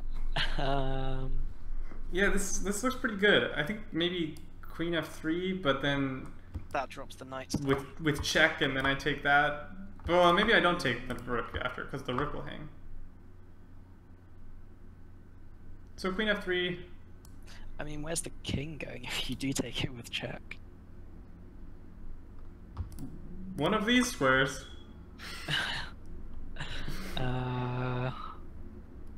If you go to d2, I have queen d4 check. And that has to be a disaster. You're not gonna live, are you? No, I protected my rook. I'll take your next move. Yeah, if nothing else. So let's go king f1, because this variation doesn't work. That looks slightly less horrendous. Although still. No, I take this. Boop. Not that. This. Oh, or that one. Also good. Mate sometimes better than a queen. With advantage. With advantage. Very good. So that happens after bishop takes f4. Can we do the same things after the game continuation of g6? So now the bishop will escape with check if we let it.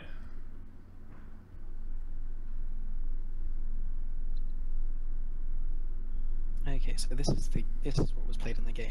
Yeah, so black played bishop h4 check, sacrificing the bishop. Which led to interesting play.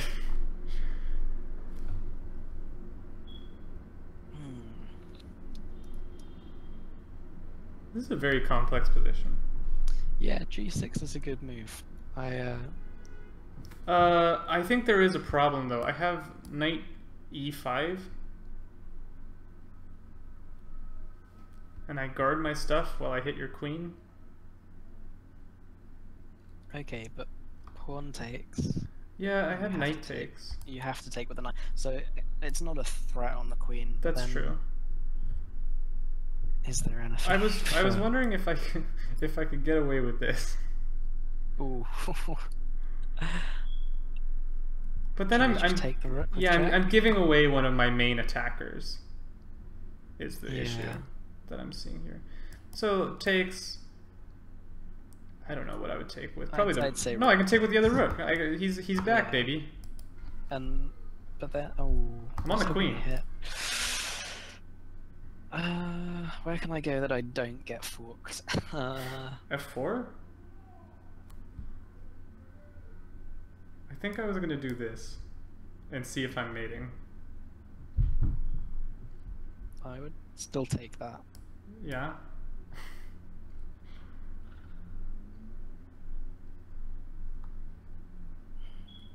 I might not be mating. This is similar to what happened in the game. Well, but now I have this. Hit. Ooh. Hit. You have to play king e2 or else you lose the queen. See, I asked you where to go without getting forked. Okay. This? It's a move. I feel like I'm still in trouble. You might be. I don't know. I don't know what's happening. I have the game continuation of queen d4. Should we go to the game continuation? This is different because knight e5 never came. Yeah, did we have all these trades? Well, sort of, but on less attacking terms for black. Okay. Should we look at those? Yeah, let's look at what happened. Because we'll be covering similar tactics. Let me check engine. Engine says it's a draw. Great. Lord knows why. Queen came in. This makes sense. After king d2, there was queen d4. And this is the difference. White got to play queen d3. You can't do that when my knight's on e5. Yeah. I mean, you're winning back this. Yeah, but that's the problem. It's not necessarily... You gave a piece. So I think the resulting endish game will be vaguely pleasant for white. My king has arrived with vague safety on c3.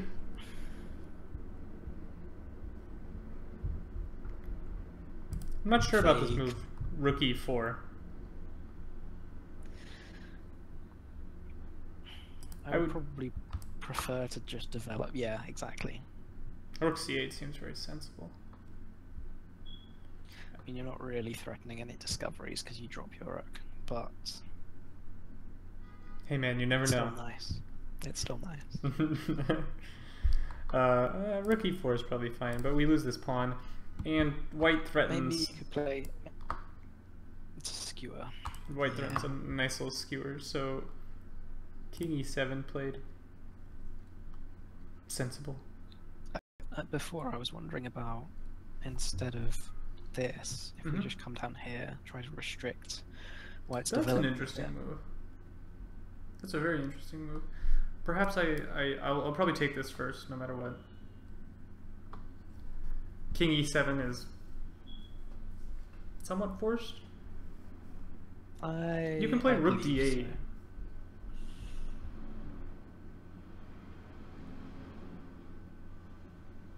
Yeah, I like that this pawn is here.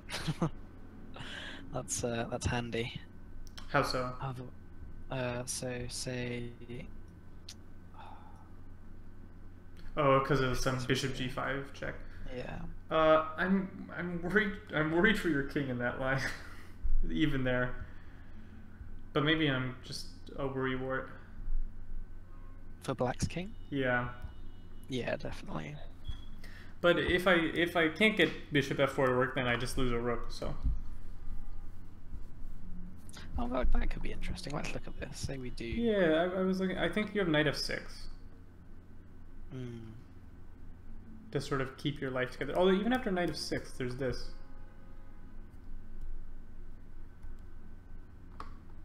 Abusing the pin on this knight. True, but are you threatening anything here? I'm threatening to take on g7 and then take the knight. Or discovery or something.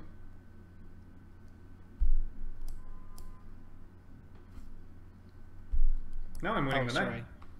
I forgot which way pawns go. Okay.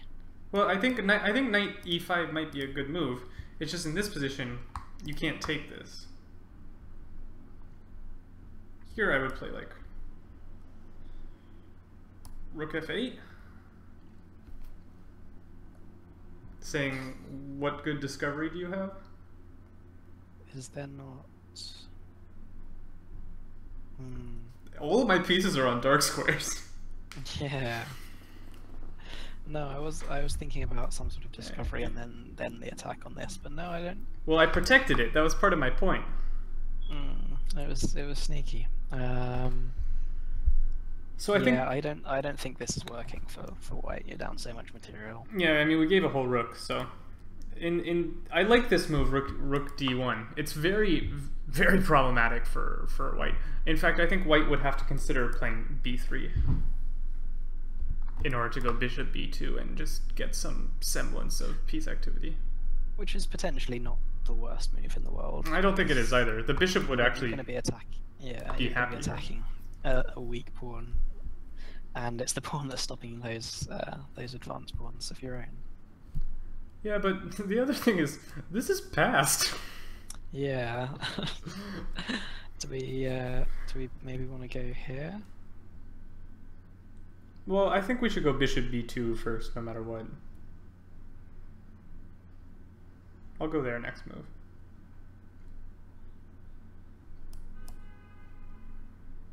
Okay.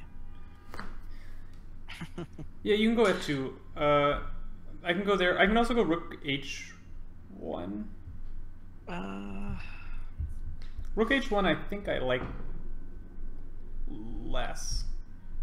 Because the thing is, I need that rook. I need something to attack the g4 knight. And I think that should be the rook. So let's try bishop c4. Although, I was looking at this. yeah, well... But I mean, then you can play... Rook h1. Then you can play rook h1, yeah. No, you take there, though. And you've eliminated my bishop pair, at least.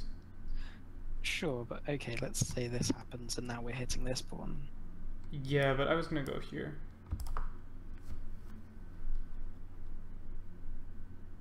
I don't think you can save that pawn. Nope. So, complex ending. Go like takes, takes, rook f1, and this guy's a monster too. But we are up. No, we're not even up a pawn. Who knows what's happening? God, yeah, this is. If you go here, we trade pawns and agree to a draw. Except it's bishop versus knight, so maybe white will play on. Yeah, but they're all on one side. Yeah. I mean, maybe the D pawn is a bit weaker, but I don't. Yeah, this should be a draw. We all. If black plays for a draw, I think okay. it's a draw. We need to keep going because this game just ended. Oh wow. So white allowed this ending to occur. After king c3, we didn't like this move, rook e4. We felt there were more active alternatives. Oh, I think we're offline. What? No, we're online. We're offline. We're online. Oh, okay. Offline. My Twitch went offline. Oh. Yeah, it says we're offline. Okay, now we're live. My mistake. I don't know why I got disconnected there. False alarm.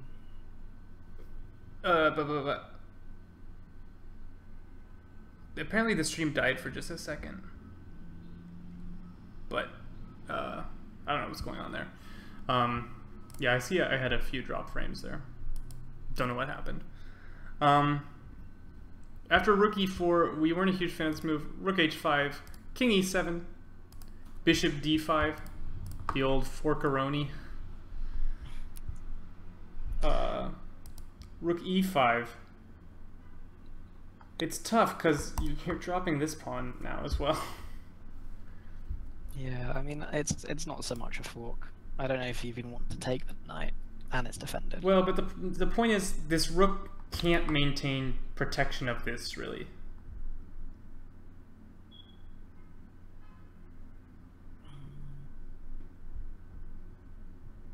Yeah. And now if you go here, I actually have this move to try and untangle my pieces.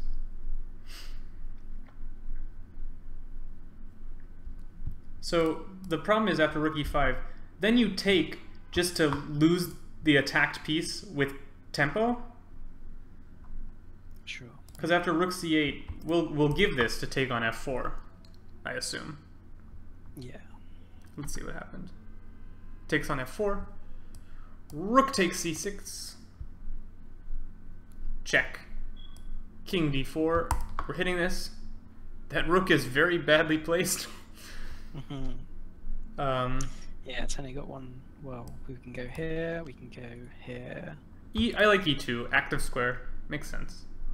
Yeah, it might be getting squeezed a little bit by the pawns otherwise. Check. Knight f6. And rook h7. We've seen this idea before.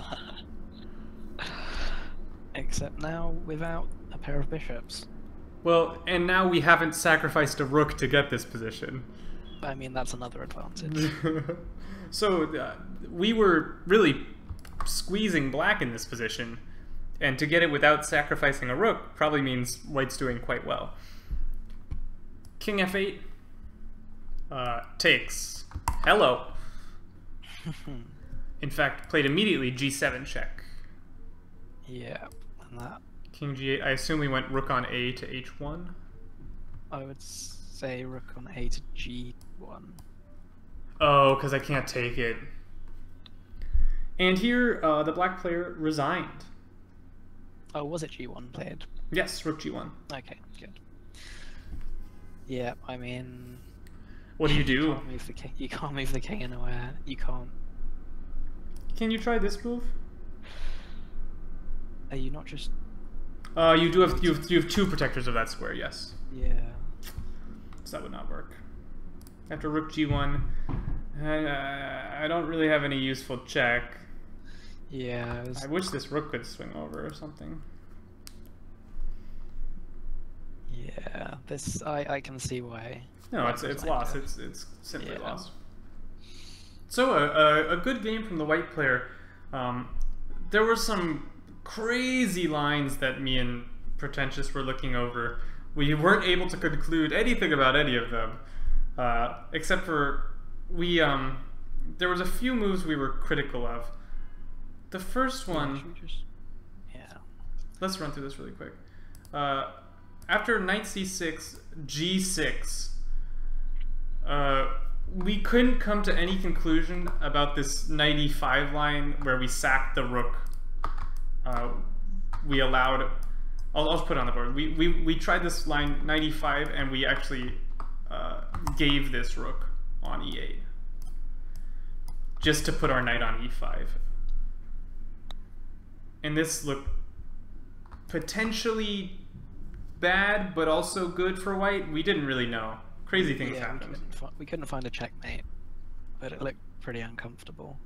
The problem was, after this move, black's attack really... he just didn't really have enough pieces here. And white played well here. White gives back the piece, but ends up in a pretty nice ending. And here, I think this might have been almost the losing move for black. Would you, is it fair to call it that? I'm not sure. I think it was potentially earlier than this. Really, you think after rook d1, black is lost? I mean, what was the conclusion we came to after the b3 lines? Oh, we thought it was a draw. Yeah, so maybe... It sort of boiled down into a like vaguely worse ending for black. Yeah, I remember now. It was only 5 minutes ago. Okay, yeah, I would go along with that then. So I think this might have been the losing move here, because now white has quite a lot of threats. This bishop d5 move was a nice move. It sort of forces a win of f4, because after rook e5 we go takes. Black tried rook c8, which is it's a good move, getting this piece into the action with gain of time. But after bishop takes f4, I might have gone with this one, just leaving the rook along the back rank, because the rook is very misplaced on c6. Yes, you give a check, but you help me bring my king into the game. If you take with the pawn, do you not lose the rook? Yeah, maybe. Yes. Yes, I do. Never mind, I'm ridiculous. Taking with the rook. Great. Good move. You're just totally lost. And well played from black. This rook h7 idea. Abusing the pin on the knight. We're going to force g7 down.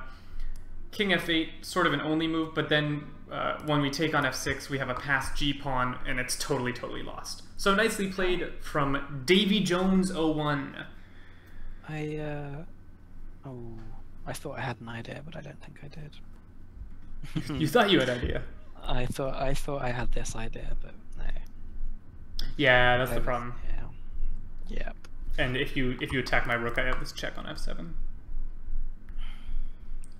So a good game. Let's go back to the other game we haven't seen in quite a long time, which is Iago versus Marstem. And one player is in some time pressure. Here we had this to 13 minutes. This weird Maroczy. And knight ce5. I think we didn't actually play that. I think that was our speculation. So let's see. Let's move 14. We got up to, and it's only been 8 moves since then. These guys are really thinking. That's good. I like thinking. Okay, black went with knight de5. Sensible. This knight back here looks worse. We also had this idea of going knight ce5 and putting the d knight on c5. Also seems good, but I like knight de5. Yeah. And here, it's possible that the knight's gonna get traded anyway. Iago played the move that I said signified white is not doing well, and that is knight d2. Because normally in this opening, this knight ends up on d4, where it's very active. The knight on d2 is very passive, hitting all pawns. If you play f3, then this knight will be truly sad. Maybe the knight could have gone there earlier. D4. Oh, to d4 just instead of d2. It's probably possible. Maybe I trade everything now. I mean, you can win the dark square bishop. That's true. Trading the dark square bishops usually benefits white in this opening. Not trading though. You can trade it for the knight, rather, and you get to keep yours. This does look good for black. Sorry, I misunderstood what you said. No, this is quite good. That's a nice little move.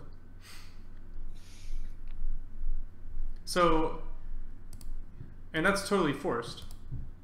So it looks like you can't really go into d4 without making a big positional concession. So I proved myself wrong.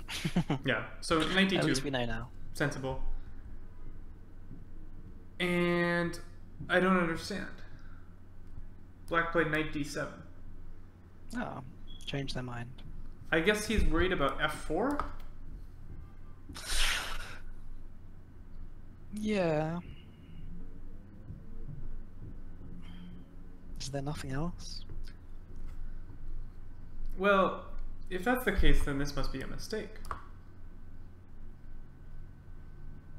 Well, I suppose you could argue that this move is not useful to white. But if white gets to play f4 and then knight back to f3, all of a sudden his position makes more sense than before. Yeah. Although I suppose I could argue that playing f4 permanently weakens the e4 pawn. I think with this bishop still on board, it's maybe not such a bad idea. I know earlier we talked about f4, f5, and you were saying, you know, what is there? I think with that bishop on the diagonal, it's a lot more threatening. Absolutely. That normally when you play f4, f5 to break down the fianchetto structure, you always want your bishop on the same diagonal as that sort of pawn wedge. Because it gives a lot more venom to any like attack landing on h7. You know, maybe I'll play queen. Oh, that's not how arrows work. Maybe I'll play queen h5 in combination with the bishop and try and mate you and go raw. So the knight went back to d7. I think that means this whole plan was slightly misguided for black. Again, maybe this plan of going here and then I'll meet that with that. But even here, f4 still works. Yeah. Maybe here you can consider knight e to c6. can come in on the d4 square. That's an interesting idea. But then you do also have to reckon with b4 potentially. That might be quite weakening. And everything's falling apart. Here, after b4... Well, that hangs it. Yeah. I was also thinking about if at some point... I know it's a little crazy. If I can take here and then take on e4. Go like bishop takes c3 following by winning e4. And I wonder if that's ever possible. Not in this position, obviously. Yeah. But that was an idea I was having. Okay, so the black player dropped back. I'm not going to belabor the point too much. f4 was played. Oh, goodness. And black played f5. Rawr. Okay. Can I just take that? Yeah, I don't know. I'm gonna take it. Was it taken? It wasn't taken in the game. Okay. But we should look at this. This is Yeah. critical. You have to play pawn takes. You have to play pawn takes, right? Yeah. And now Queen h5. How are you protecting this? e6? Yeah, I guess. You have to play e6. You can play knight f6. Then I have queen takes. And maybe I'll take that pawn all the way to the bank. Yeah. Let's try e6. Okay, so e6, yeah. I spy with my little eyes a weak pawn. That might be hopeful. You thinking of this? I'm honestly considering playing the move queen d1. Why? Right, but then what if I just come here? I'll play knight f3.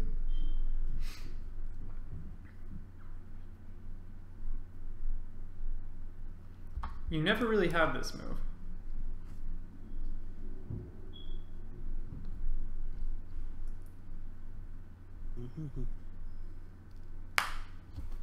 Yeah, those pawns are central, but pretty weak.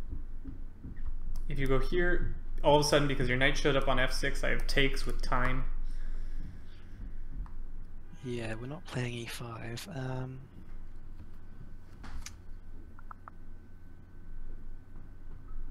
I think you have to organize defensive d6, which probably involves a move like queen e7.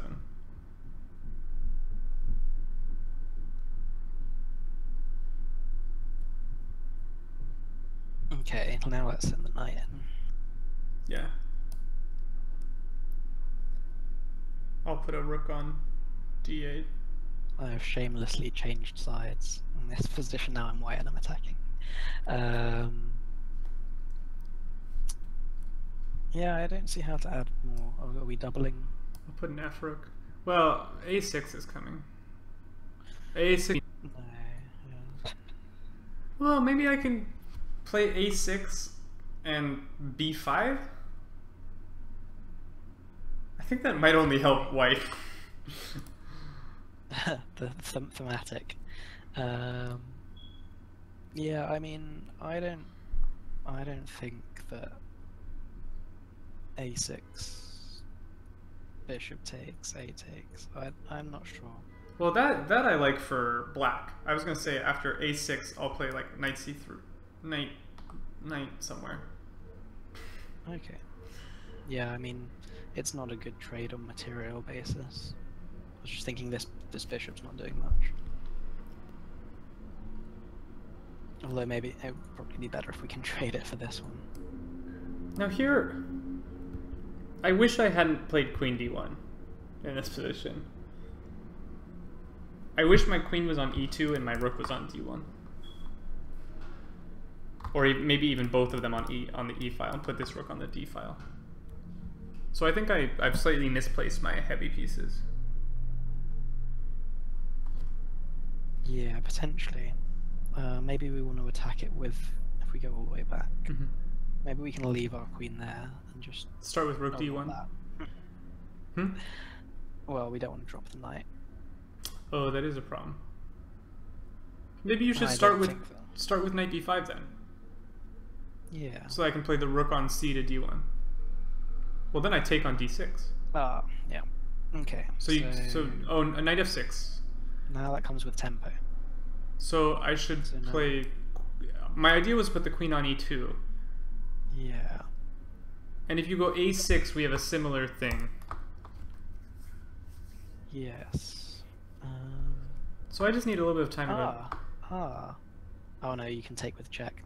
I was thinking we could take here and then take here, but the queen takes with check. Oof. Yowza. But a6 might be the best move here, and then I'll go knight c3. And on a good day, I'll think about playing knight a4. Or maybe this.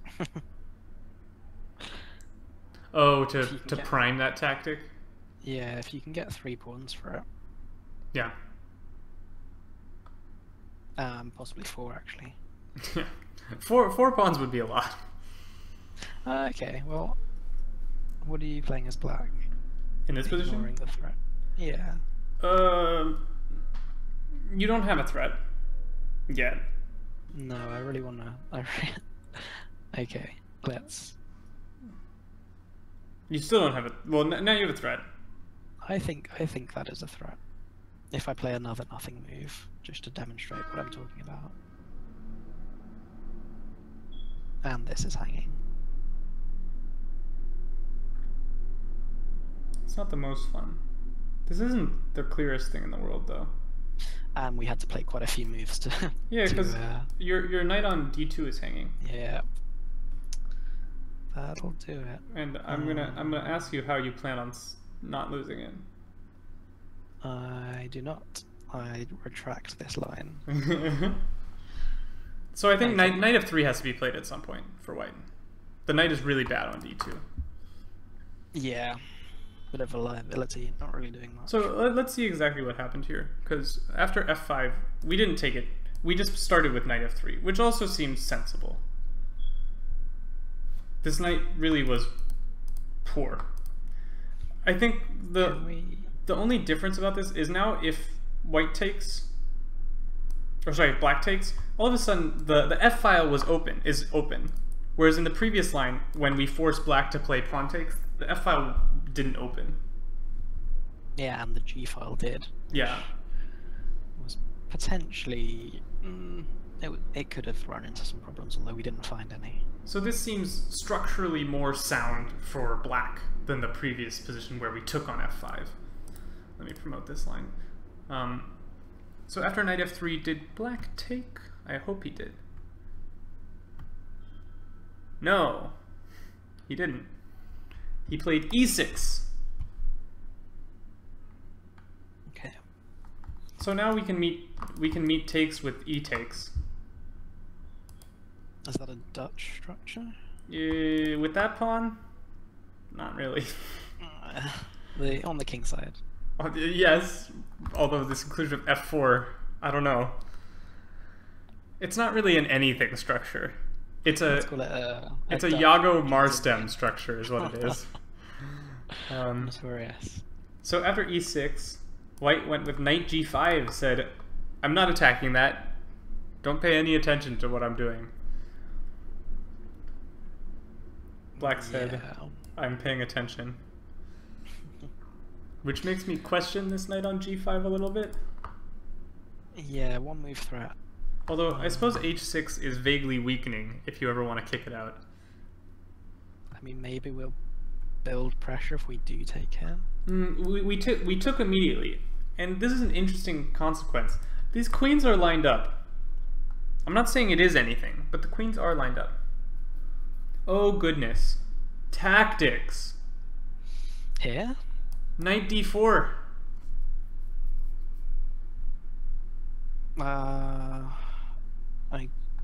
Takes check. Right. But just king h1? I'll take your queen. With the bishop? Oh, sorry. After it takes king h1? Yeah. Oh, my queen's hanging. How grand. Gf5. No, oh no, I can't go rook f5. Gf5.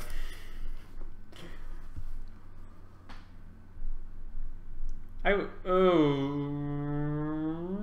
have to take. Get the fork. Yeah, that's unpleasant. That's real unpleasant. Okay, so this is losing. Agreed? I guess I can take on c3, but that's not what I want. You're still down in exchange. Yeah, well, I have bishop e2 here. Rook c2. Not that. Rook c2. That doesn't work. I was gonna try bishop e4, but it doesn't work. So that's losing. After king h1, that means I can't take here anyway. How about e5? Is that helpful? It's something. I don't know if helpful is the right word, but it's... Oh, you're undermining that. Totally on purpose. Well, now I'm gonna go knight e6 anyway. That's unpleasant. I think rook e8 is an only move to break the pin on the e file. Yeah. Oh no. Reconnect it. Are we better? I don't know. I found that the streaming was making my connection go strange. Oh. Oh, we're... No, it says offline. We should be back. It says I'm streaming. Are we back?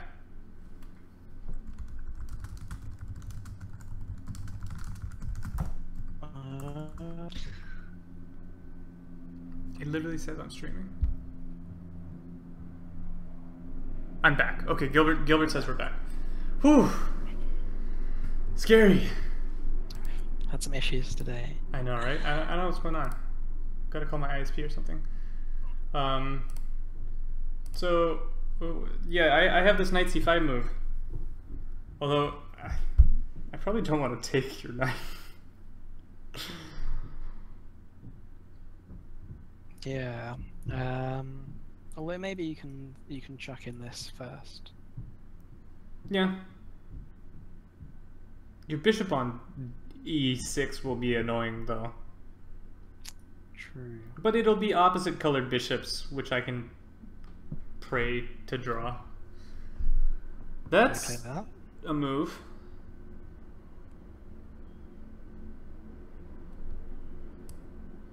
I'll take this.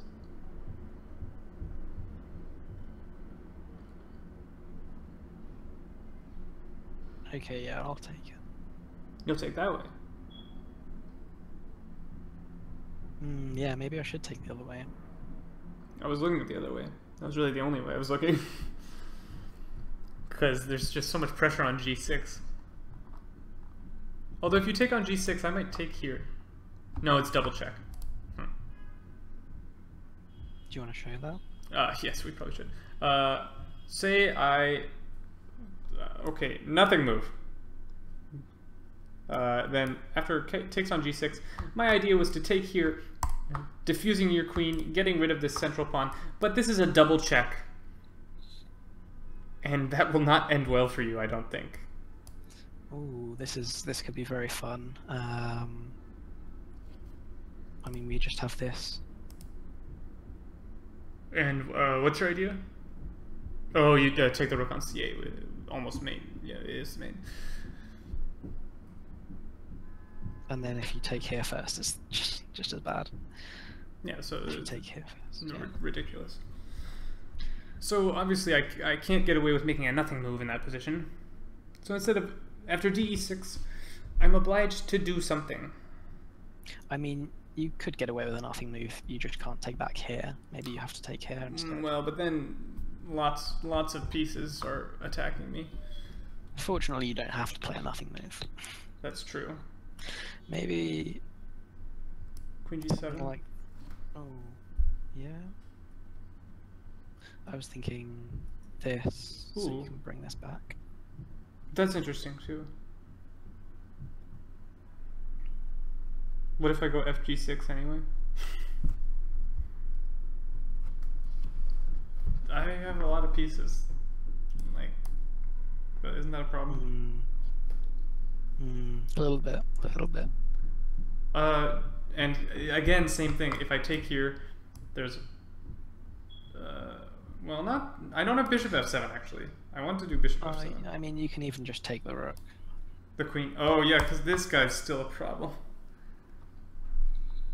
Oh, I can take this or this. Either of those. Yeah. Yeah. Disaster. Okay, so these positions are all disastrous. I can't take the knight. How did we get here? You played E5? Oh, because we had tactics. I don't think any of our tactics happened. What did happen? I don't know. Knight D4. What move number is that? That was move 19? 19. Oh, black. Queen F2. Okay. Sensible. Avoiding tactics. But now we actually put our knight on F5. Yeah, I would have taken it. Yeah, it looked pretty convincing for white. And then white took this. I don't know about that, but it was hitting the dark square bishop, which is the more important bishop. I just feel like we worked so hard to keep this guy alive. Yeah, I mean, and it's helping black out quite a lot. It feels so bad to play this move. All of a sudden, this bishop is really caged in. Oh, actually, threat. Oh, yeah. That doesn't work at all. So, okay, you have to take it. Or you have to give the dark square bishop, but you don't want to give the dark square bishop, so you should take it. Bishop takes F5. Rook takes F5. I think taking with the E pawn was also interesting, but this is sensible. Black's going to put some pressure on the F pawn. Maybe even this move, cute, if the queen stays there. Oh, they're blitzing, which means their moves are coming in really quick. Rook takes F5, Queen D2, Rook D8. Interesting. Yeah. Knight B5. We're hitting this pawn. We're putting more pressure here. I mean, we're hitting that pawn, aren't we? What? That we could take that pawn. Yeah, we're hitting both pawns. Right. So black played knight C5, uncovering the rook to this pawn, which means we are giving this pawn. However, I'm worried about something like bishop G2. Yeah. If we take on A7. I mean, you're trading a nothing A pawn for a pawn that's protecting your king. Yeah. So that's probably not good. What move is that? Move 23. Okay. Knight B5, knight C5, and knight D4. We got a knight on D4. We've been trying so. Took a while, but we got there. Ooh, tactics. No, just kidding, not tactics. Rook F to F8. I thought he played Rook D F8, and I was like, exchange sack. But no, the F rook went to F8. B4, kick that knight away. Yes, that's nice. Knight E4. Active square, trading off this active knight makes sense. I mean, if you don't go there, you're losing this one. Yeah. Knight takes, bishop takes. Nice. Rook Fe1. This rook was not doing much on this file. I like that move. Bishop takes D4. Ooh. Controversial decision. Yeah. That's a key defender. He has a tactical point here, but I don't know if it's a good one. D5.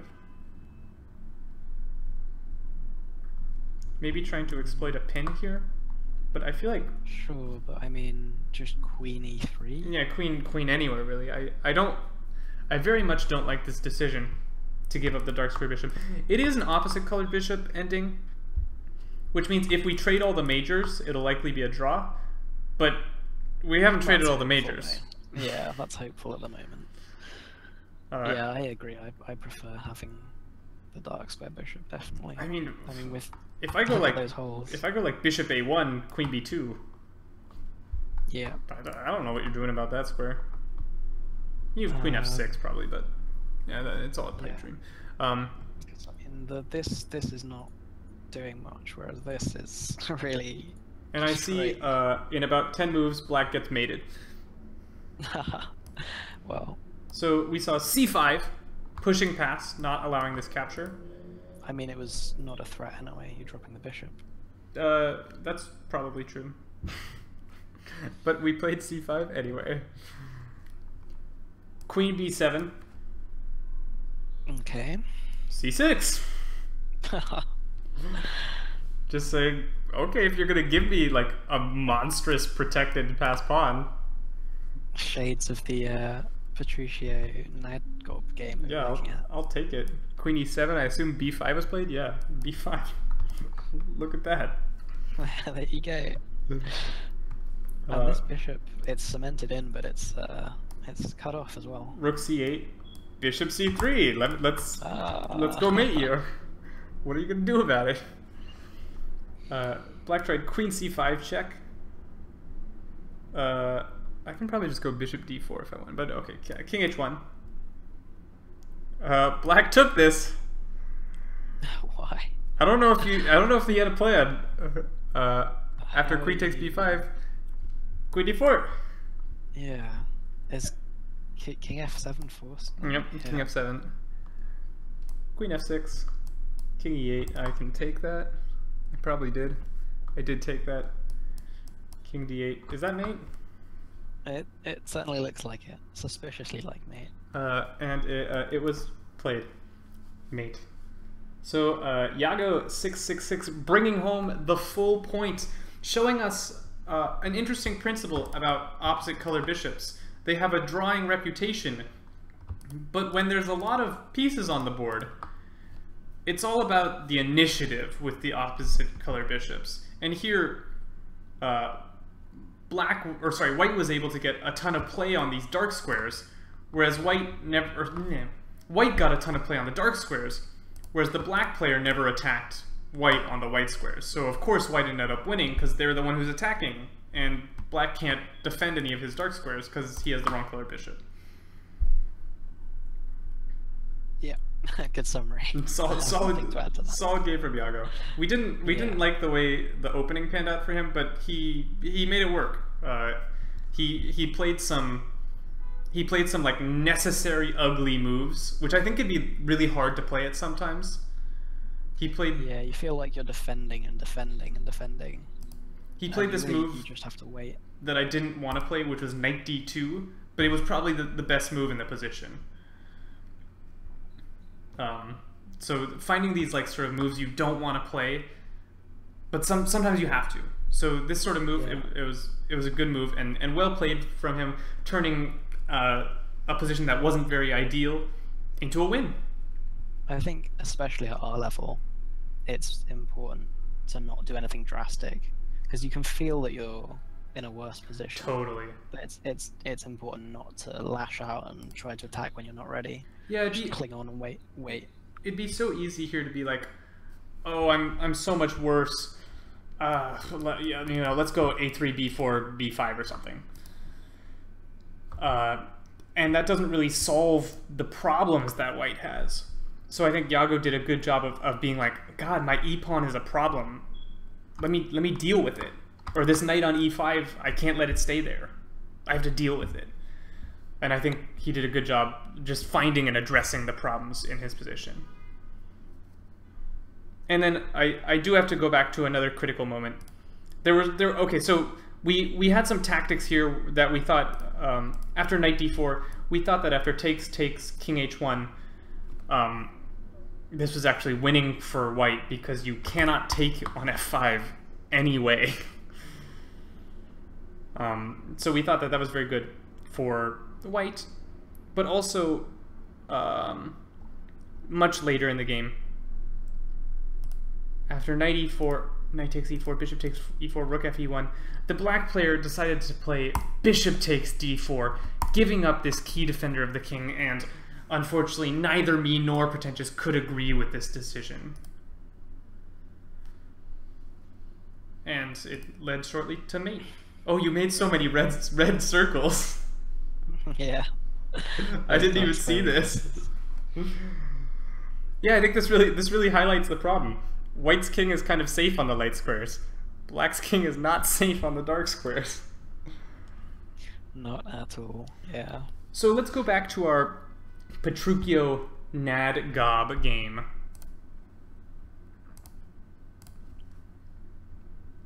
Sorry, chat, I haven't paid attention to you at all. Oh, we only have 3 viewers. That's so sad. It's okay. We love you, viewers. We appreciate you. We appreciate you. It's probably because I dropped a couple times. That's unfortunate. What was happening in this game? Oh yeah, we had that pin on c3, and then this queen maneuvering. Oh yeah, and then we let the pass c pawn happen, and we had all these crazy tactics that we wanted to do, where I wanted, after bishop e5, I wanted to take on d3, and we had all these ridiculous variations.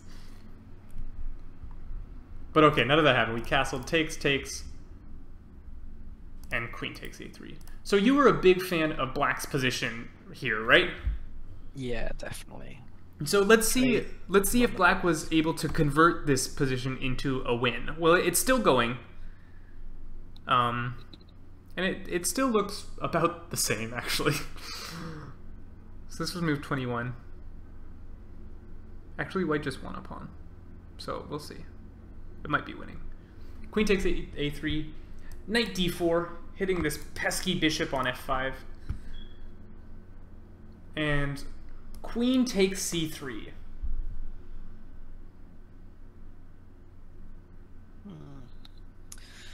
This is complicated.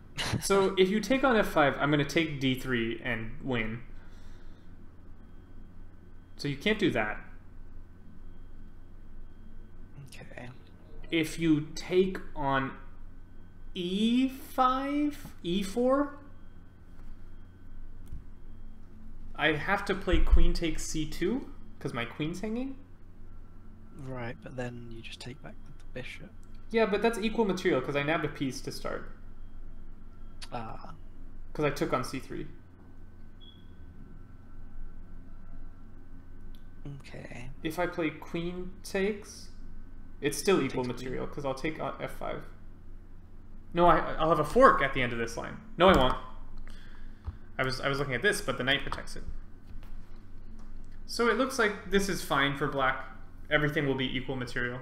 So Black's found a way to trade into an endgame, which is desirable because he's up a pawn and there are 2 connected pass pawns on the queen side. Okay, so what was actually played, sorry? Queen c3. Queen c3. Knight c3. Okay.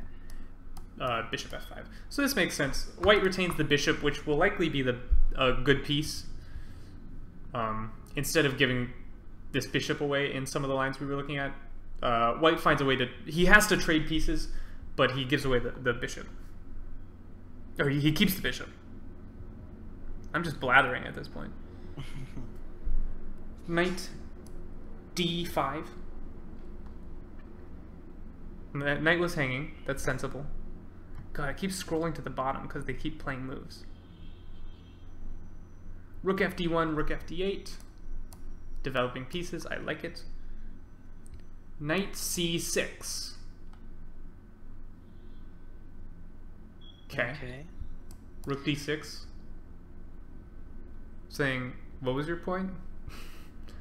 Oh, that is a point. But I just developed my pieces? Yeah, just double on that. I assume I doubled. I scrolled to the bottom again. God. Killing me. Yeah, I'm sure rook ad8 should be fine. Rook ad8. Knight c2. Okay, the knight's going to come to this outpost. g6. Give the bishop a poke. I like this. Our pawns are strong on the light squares, limiting White's bishop. Why are they moving so much? Bishop g4, h5. I'm really limiting your bishop. Bishop f3. I've come around to pressure. But this knight is well protected. King g7. It's the end game. Activate your king. I like black's play. Yeah, I'm not sold completely on h5. You get a bit more space, but you're putting the bishop back in play, maybe. That's true. The bishop wasn't really hitting anything on g4. I like gaining space with time. Yeah, it's definitely not a bad move. The thing about this position, I don't think it's like a tempo critical position. It's like giving white an extra move will lose me the game. I think this is the sort of position where black just has a very long-term edge, and so as long as his moves don't lose material, he should be fine. So I like this move gaining space, and it doesn't really matter to me that I give you a little bit of time to get back in the game. Okay. That's my opinion. You can feel free to disagree.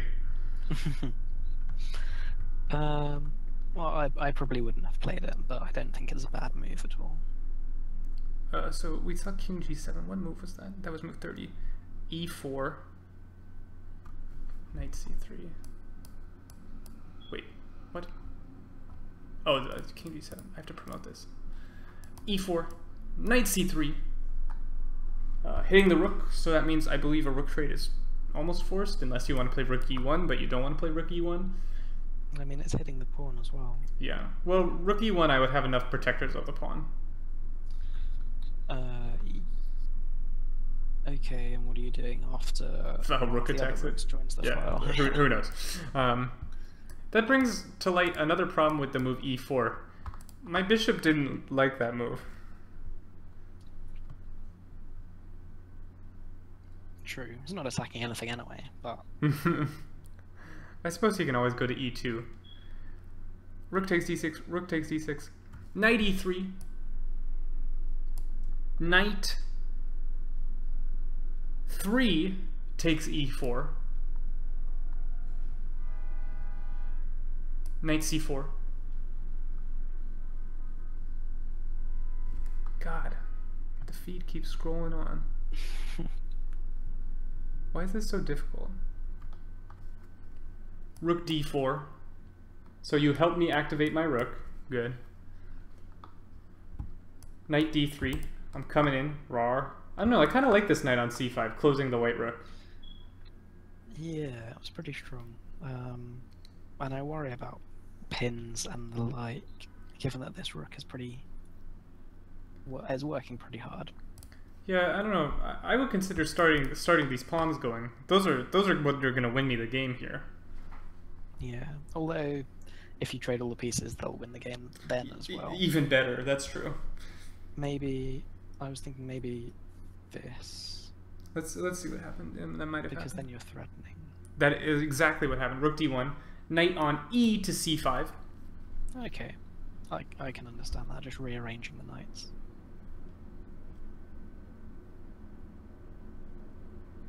Ooh! Tactics! Bishop takes h5 played. Ah, that's very nice. Ra-ta-ta-ta-ta! I was looking at this earlier and I thought, oh no. Congratulations, Petruchio. That is a nice little shot, my friend. That's dirty. That's dirty. Dang. King h6. You can't take it. Let's show why. Because a forkaroni. I'm not sure about king h6 though. I'm not sure either. I think you can just move your rook somewhere. Even maybe this move, counterattack. Probably this. Yeah, this knight can't attack that bishop. Fair. Yeah, you've won a pawn back, and now you really want to get these rolling. Yeah, they gotta go. Yeah. Otherwise, you're in danger of getting some counterplay going. So we saw king h6, bishop e2, a5. Let's go. Knight c2 hits the rook. Rook d5. Rook b1, targeting the pawns. Now this move I'm not so sure about. Rook e5. I can't go takes, takes, takes. What about... no. Yeah. Well, here's what's going to happen, I think. After takes, takes, takes, there's this move. This. Yeah. With a double threat. You're sort of... You can't move. Yeah. So Triple threat. you're obliged to play like rook c6, I think. But you could play knight e3. You're still losing that pawn. Yeah. You're losing that pawn no matter what you do, though. I think that might be okay, though. I'm happy to trade this pawn for this pawn. Yeah. That's a good trade. No, and you also know. Actually, you can't do that, yeah. But I think after knight e3, this is critical. And I'm going to see if I can win this knight. Yeah, because if you go here, this is a threat. Ooh, that one I didn't even see. But I think you can play this. Well, I can also play rook b2. No. Nope. No, that loses an exchange. Yeah, f3. That's a nice little move. I didn't see that, to be honest. I don't know. Do I have this? That's annoying. You have to go rook. You have to go here. You have to guard the square. Or can you go here? No. Maybe. Oh, but then you just trade and you're running the pawn, I think. Yeah, that'll win. So go rook b3, I think. Yeah, this wins. You're not in the square. Oh no, I can't count. So I think you have to go rook b3 in that position. Yeah. But then I'll be annoying. Rook a3. I'm wondering if I have this. So rook takes, knight takes. I probably don't. Your knight's in a good position to stop me. Yeah. So that won't work.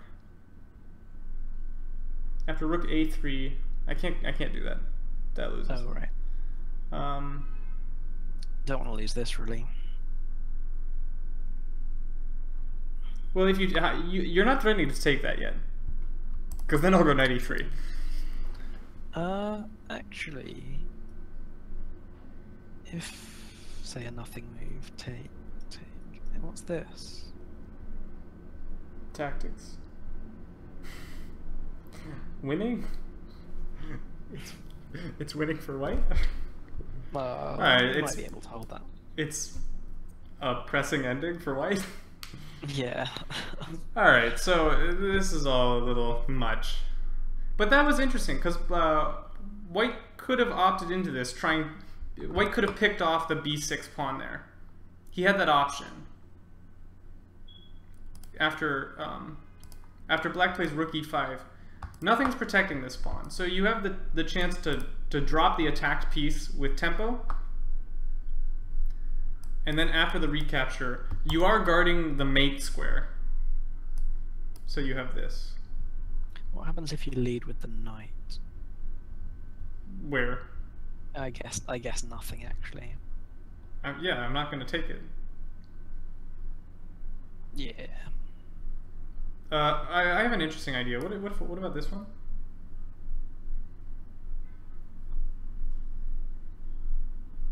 Same as before. But my rook's on c1 this time.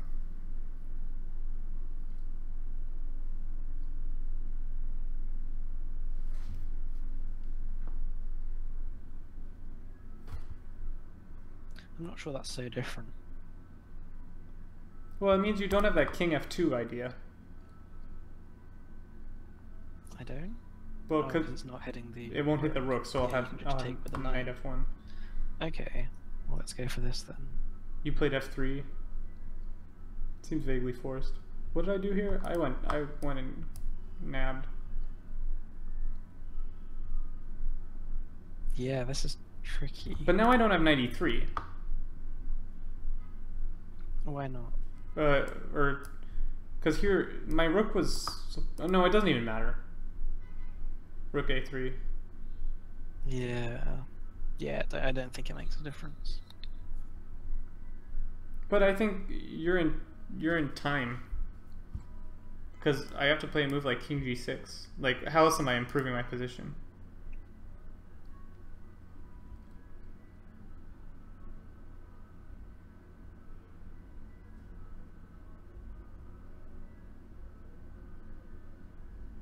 I have an idea.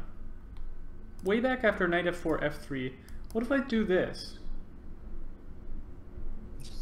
Yeah, okay.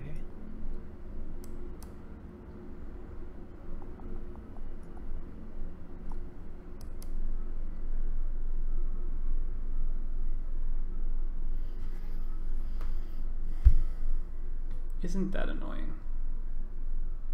Endgames. Endgame. How's the game doing? Lord knows. We made this all up. Wow, they're on move 60. Are they really? Why are they going so fast? They've gained time. Rook e5. King f1. Knight f4. Bishop c4. All makes sense. I really would have wanted to win this if possible. Rook e4. Black is just continually attacking this piece. That's a pawn, though. Oh, the game's over. Yeah. I wonder what happened. We will find out. And white said, okay. Om nom nom nom nom. Rook e2. Hit that. One thing I like about black's moves is that literally everything they're doing comes with tempo. Knight d4. I assume we'll see rook d2. Rook e7. Oh no, we're going to attack the other piece.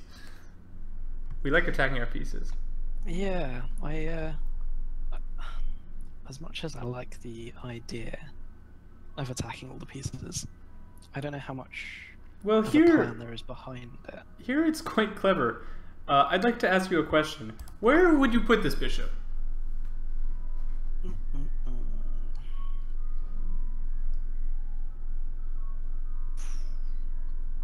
A2? Yeah, see, that's the thing. This bishop doesn't have a home, really. I mean, it could go to c4. It did go to c4. I think I prefer c4. But black played rook e4. Oh, that's a move, yeah. I was being so careful and not playing to d5 for the exact same reason. Oh, not d5. Yeah, d5. Oh well, d5 also hangs it, but yeah. And but rook, yeah, for the skewer, right? Rook d1 forced. And just a4 saying, your pieces are all ridiculous. I'm going to push my pawns. I mean, now you have to move the bishop. f3 was played. Okay. Which is also reasonable. Rook e3, getting ready to support the pawns on the third rank. Knight c2, hits the rook. Do I have this one now? Probably, right? So, on the move before, I'd be so unfortunate to fall for something like this again. But no, I don't see it. Can I take it? Yeah, you can. That's why. Yeah. I was upset. Okay. So yeah, rook c3 was played. And white's finding resources here. White played rook d4. Protects this piece, hits that piece. I would trade. Black had a better idea. Black said, tactics. And they're pretty good tactics too, because it guards the checking square. And he's hanging. And he can't take anything. The old desperado. The old desperado. And I think if you take that, you're really going to lose a lot. And if you're not taking it, you're going to lose a lot. Yeah, I mean, this fork is going to hurt. He took. Rook takes c2, check. King g3, a3. rook d1 forced? Rook d1 was played, yeah, but you dropped the bishop. That's a bishop. And this game should be over. Oh, I mean, if you're going to drop the bishop like that, I suppose you should just sack it for the pawn. Rook, king g4. b5. This is painful. h4, b4. f4, rook c2. You could even play b3 there. Rook takes a3 played. Good. ba3. I'm not... Do we have to put the rest of the moves out?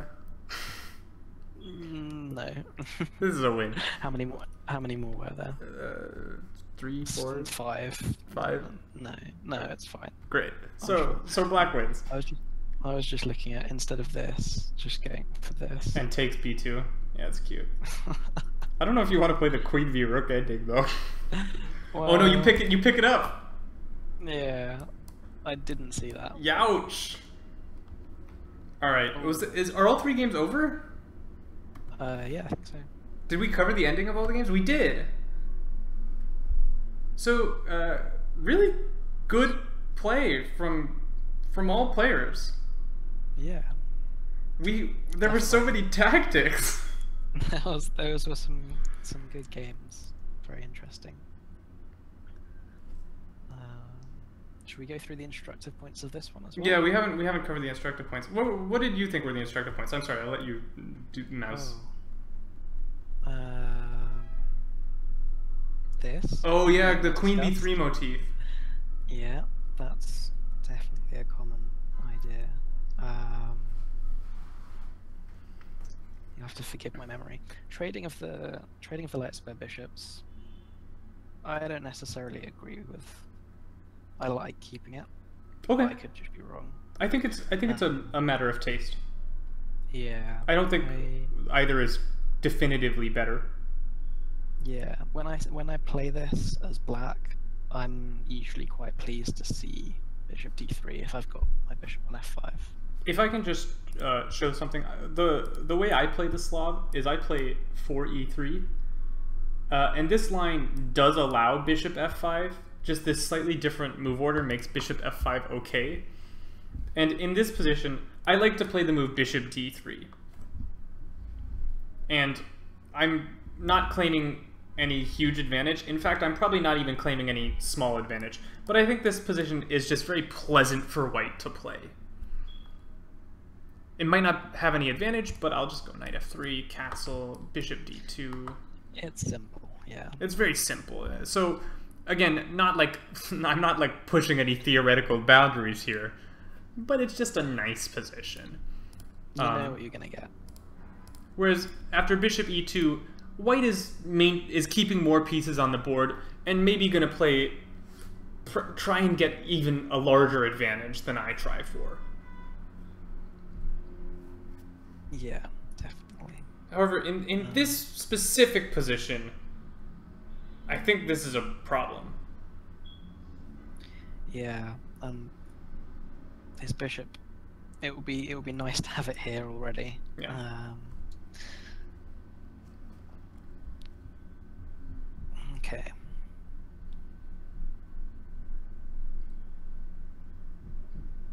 I think this was all reasonable. It was interesting, this trading idea. I think it was strong for white. And I think good, yeah. I mean, I think it's interesting as in how you think about what your move is going to be, and it doesn't necessarily have to be threatening anything, as long as it's improving your position. And I think it's kind of counterintuitive to say you can still take my piece, but not in exactly the same situation as it was before.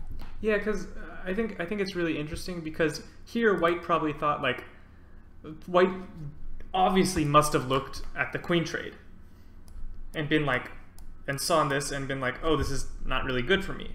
So then it's very easy to be like, oh, trading queens is bad for me. Yeah, exactly.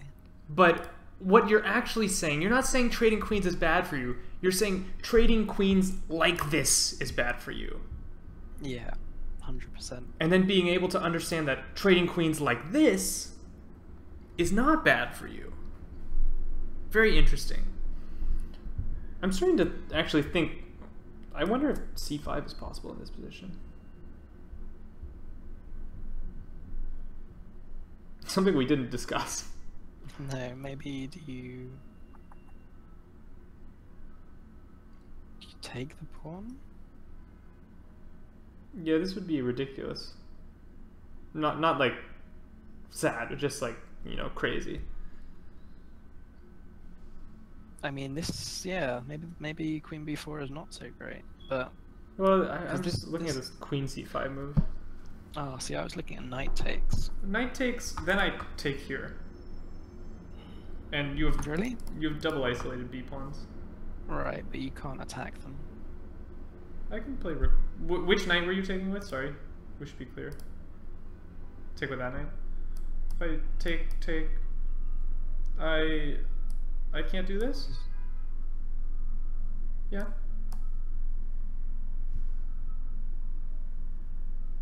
I think I need to trade this off. Oh, I did that in an inopportune time.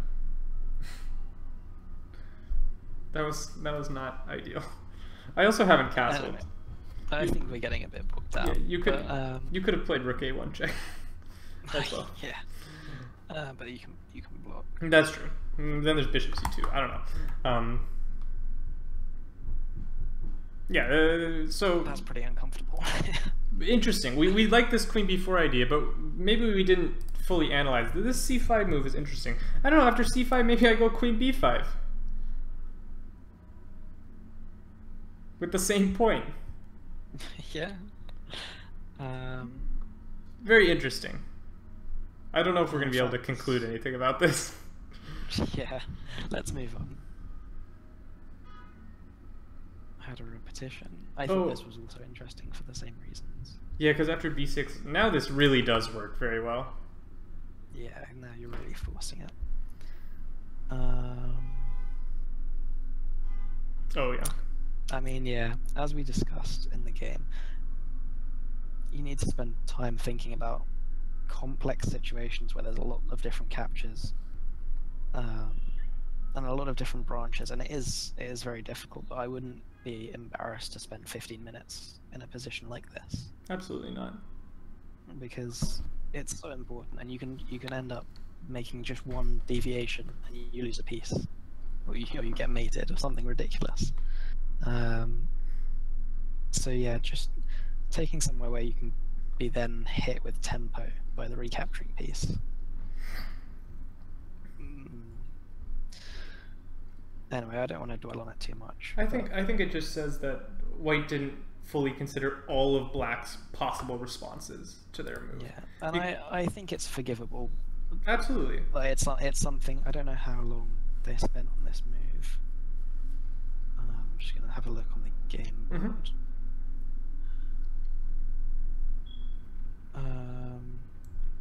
32.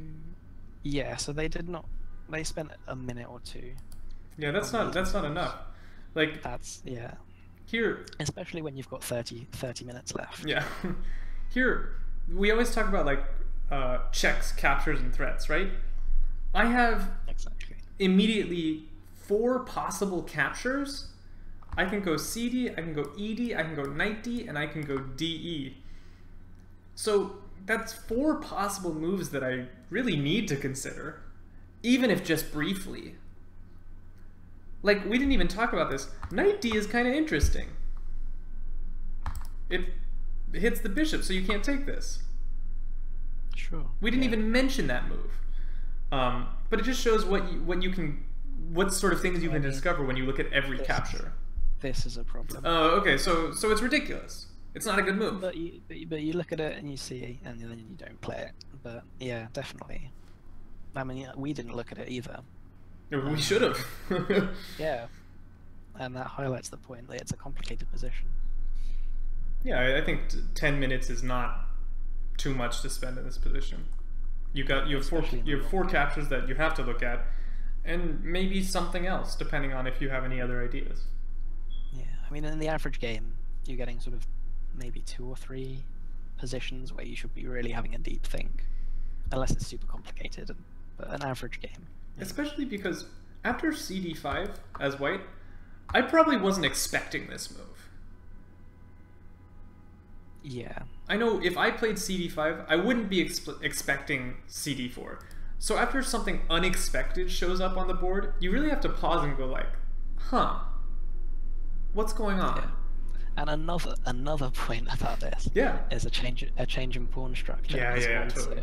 A point at which you should definitely be spending time. So there are 3 different reasons for this unexpected pawn structure, and lots of different variations. All should be saying spend some time.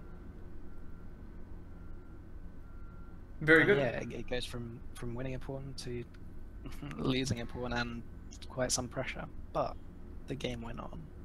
And here also, just to point this one out, after bishop takes e6, you got to look at all your possible moves, because after queen b2, you really are losing a whole lot. As ugly as it is, you have to play either c4. Yeah, I think you have to play c4. I think we decided that c4 was also pretty disgusting with stuff like this. But it's what you got to do. Yeah. I think, yeah, the point at which to go in for this kind of thing was earlier. But yeah, again, the point still stands. Yeah.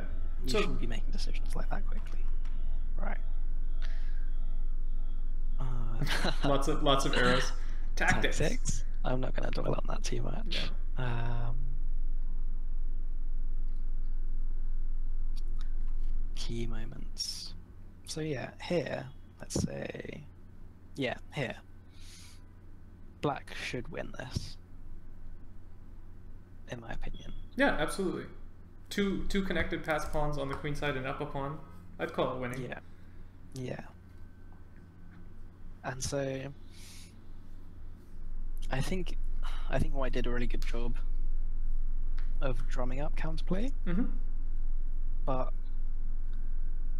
in some ways I feel like black invited it a little bit with this expansion. You didn't like that h5, and you were proven somewhat correct.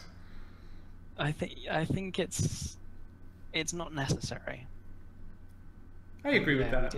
We did see that this became a target with the fork, and also, I mean, I know that it's an end game.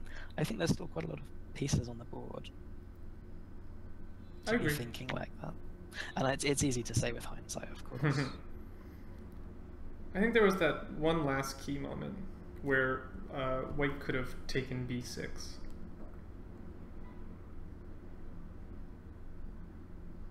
Was it before this? No, it was later. Yes. Yeah. Yeah, because after this move, b6 is hanging, and I think what you have to realize as White is, how is Black gonna win this game?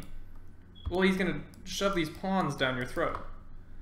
So any opportunity to eliminate one of these pawns, even if you're trading one of your own pawns, you're like, yes, please, I'll take it. You'd much rather, if nothing else, you'd much rather face 2 pawns on the side where your king is. Yeah. Than all the way over here. So I think the incredibly natural move here is takes, and it required some time. It required some calculation, because after this you had to make sure you weren't getting mated. Yeah, and on the face of it, it does look quite scary, and we went through quite a few variations. And they're complicated, but that's why you have 45 minutes, right? Yeah. I think they were pretty low on time at this point, probably. Yeah. 40 moves. Yeah, I believe so.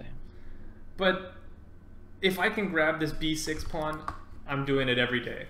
So this needed to be at least looked at. Yeah, 7 minutes and 9 minutes. That's rough. They were some pretty complex variations. It's tricky, yeah, because you might get mated, but if you don't take that b pawn, you're gonna lose. Get mated eventually. Yeah.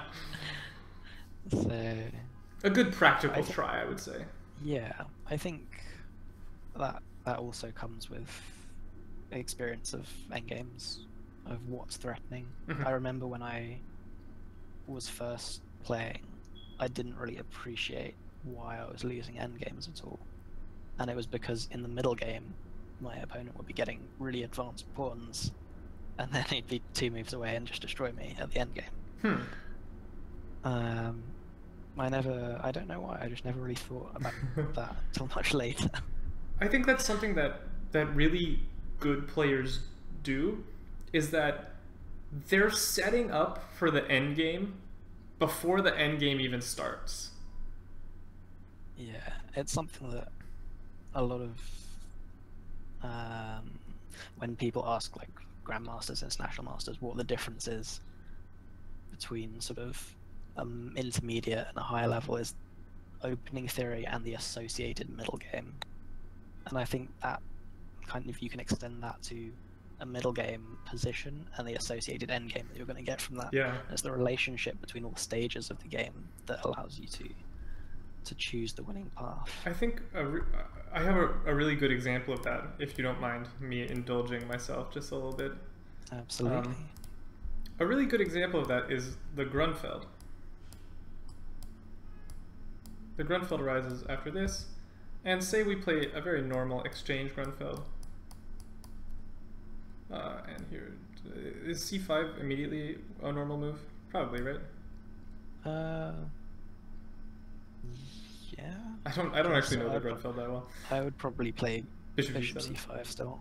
No, c5. Yeah, I'd play bishop g7. I guess bishop g7 would be the main. Yeah, they're both normal moves, but okay. After I'll just blitz out some moves just to show my point. Yeah, just transpose back. This, and you know, if we ever take, because we do want to take here at some point or whatever, we already have the sort of the backdrop for the struggle.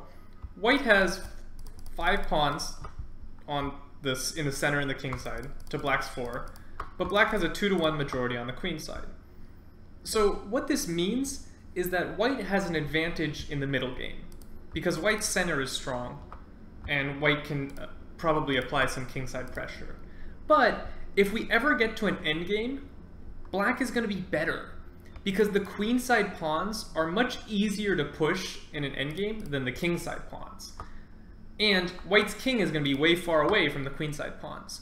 So the battleground for the middle game and the end game are already set here in like 10 moves in. I already know what sort of end game I could get. And as white, that's why I don't really want to get an end game. I sort of want to win before the end game even happens. I don't know, do you have any other openings like that? Where you're like, I sort of know what's going to happen already?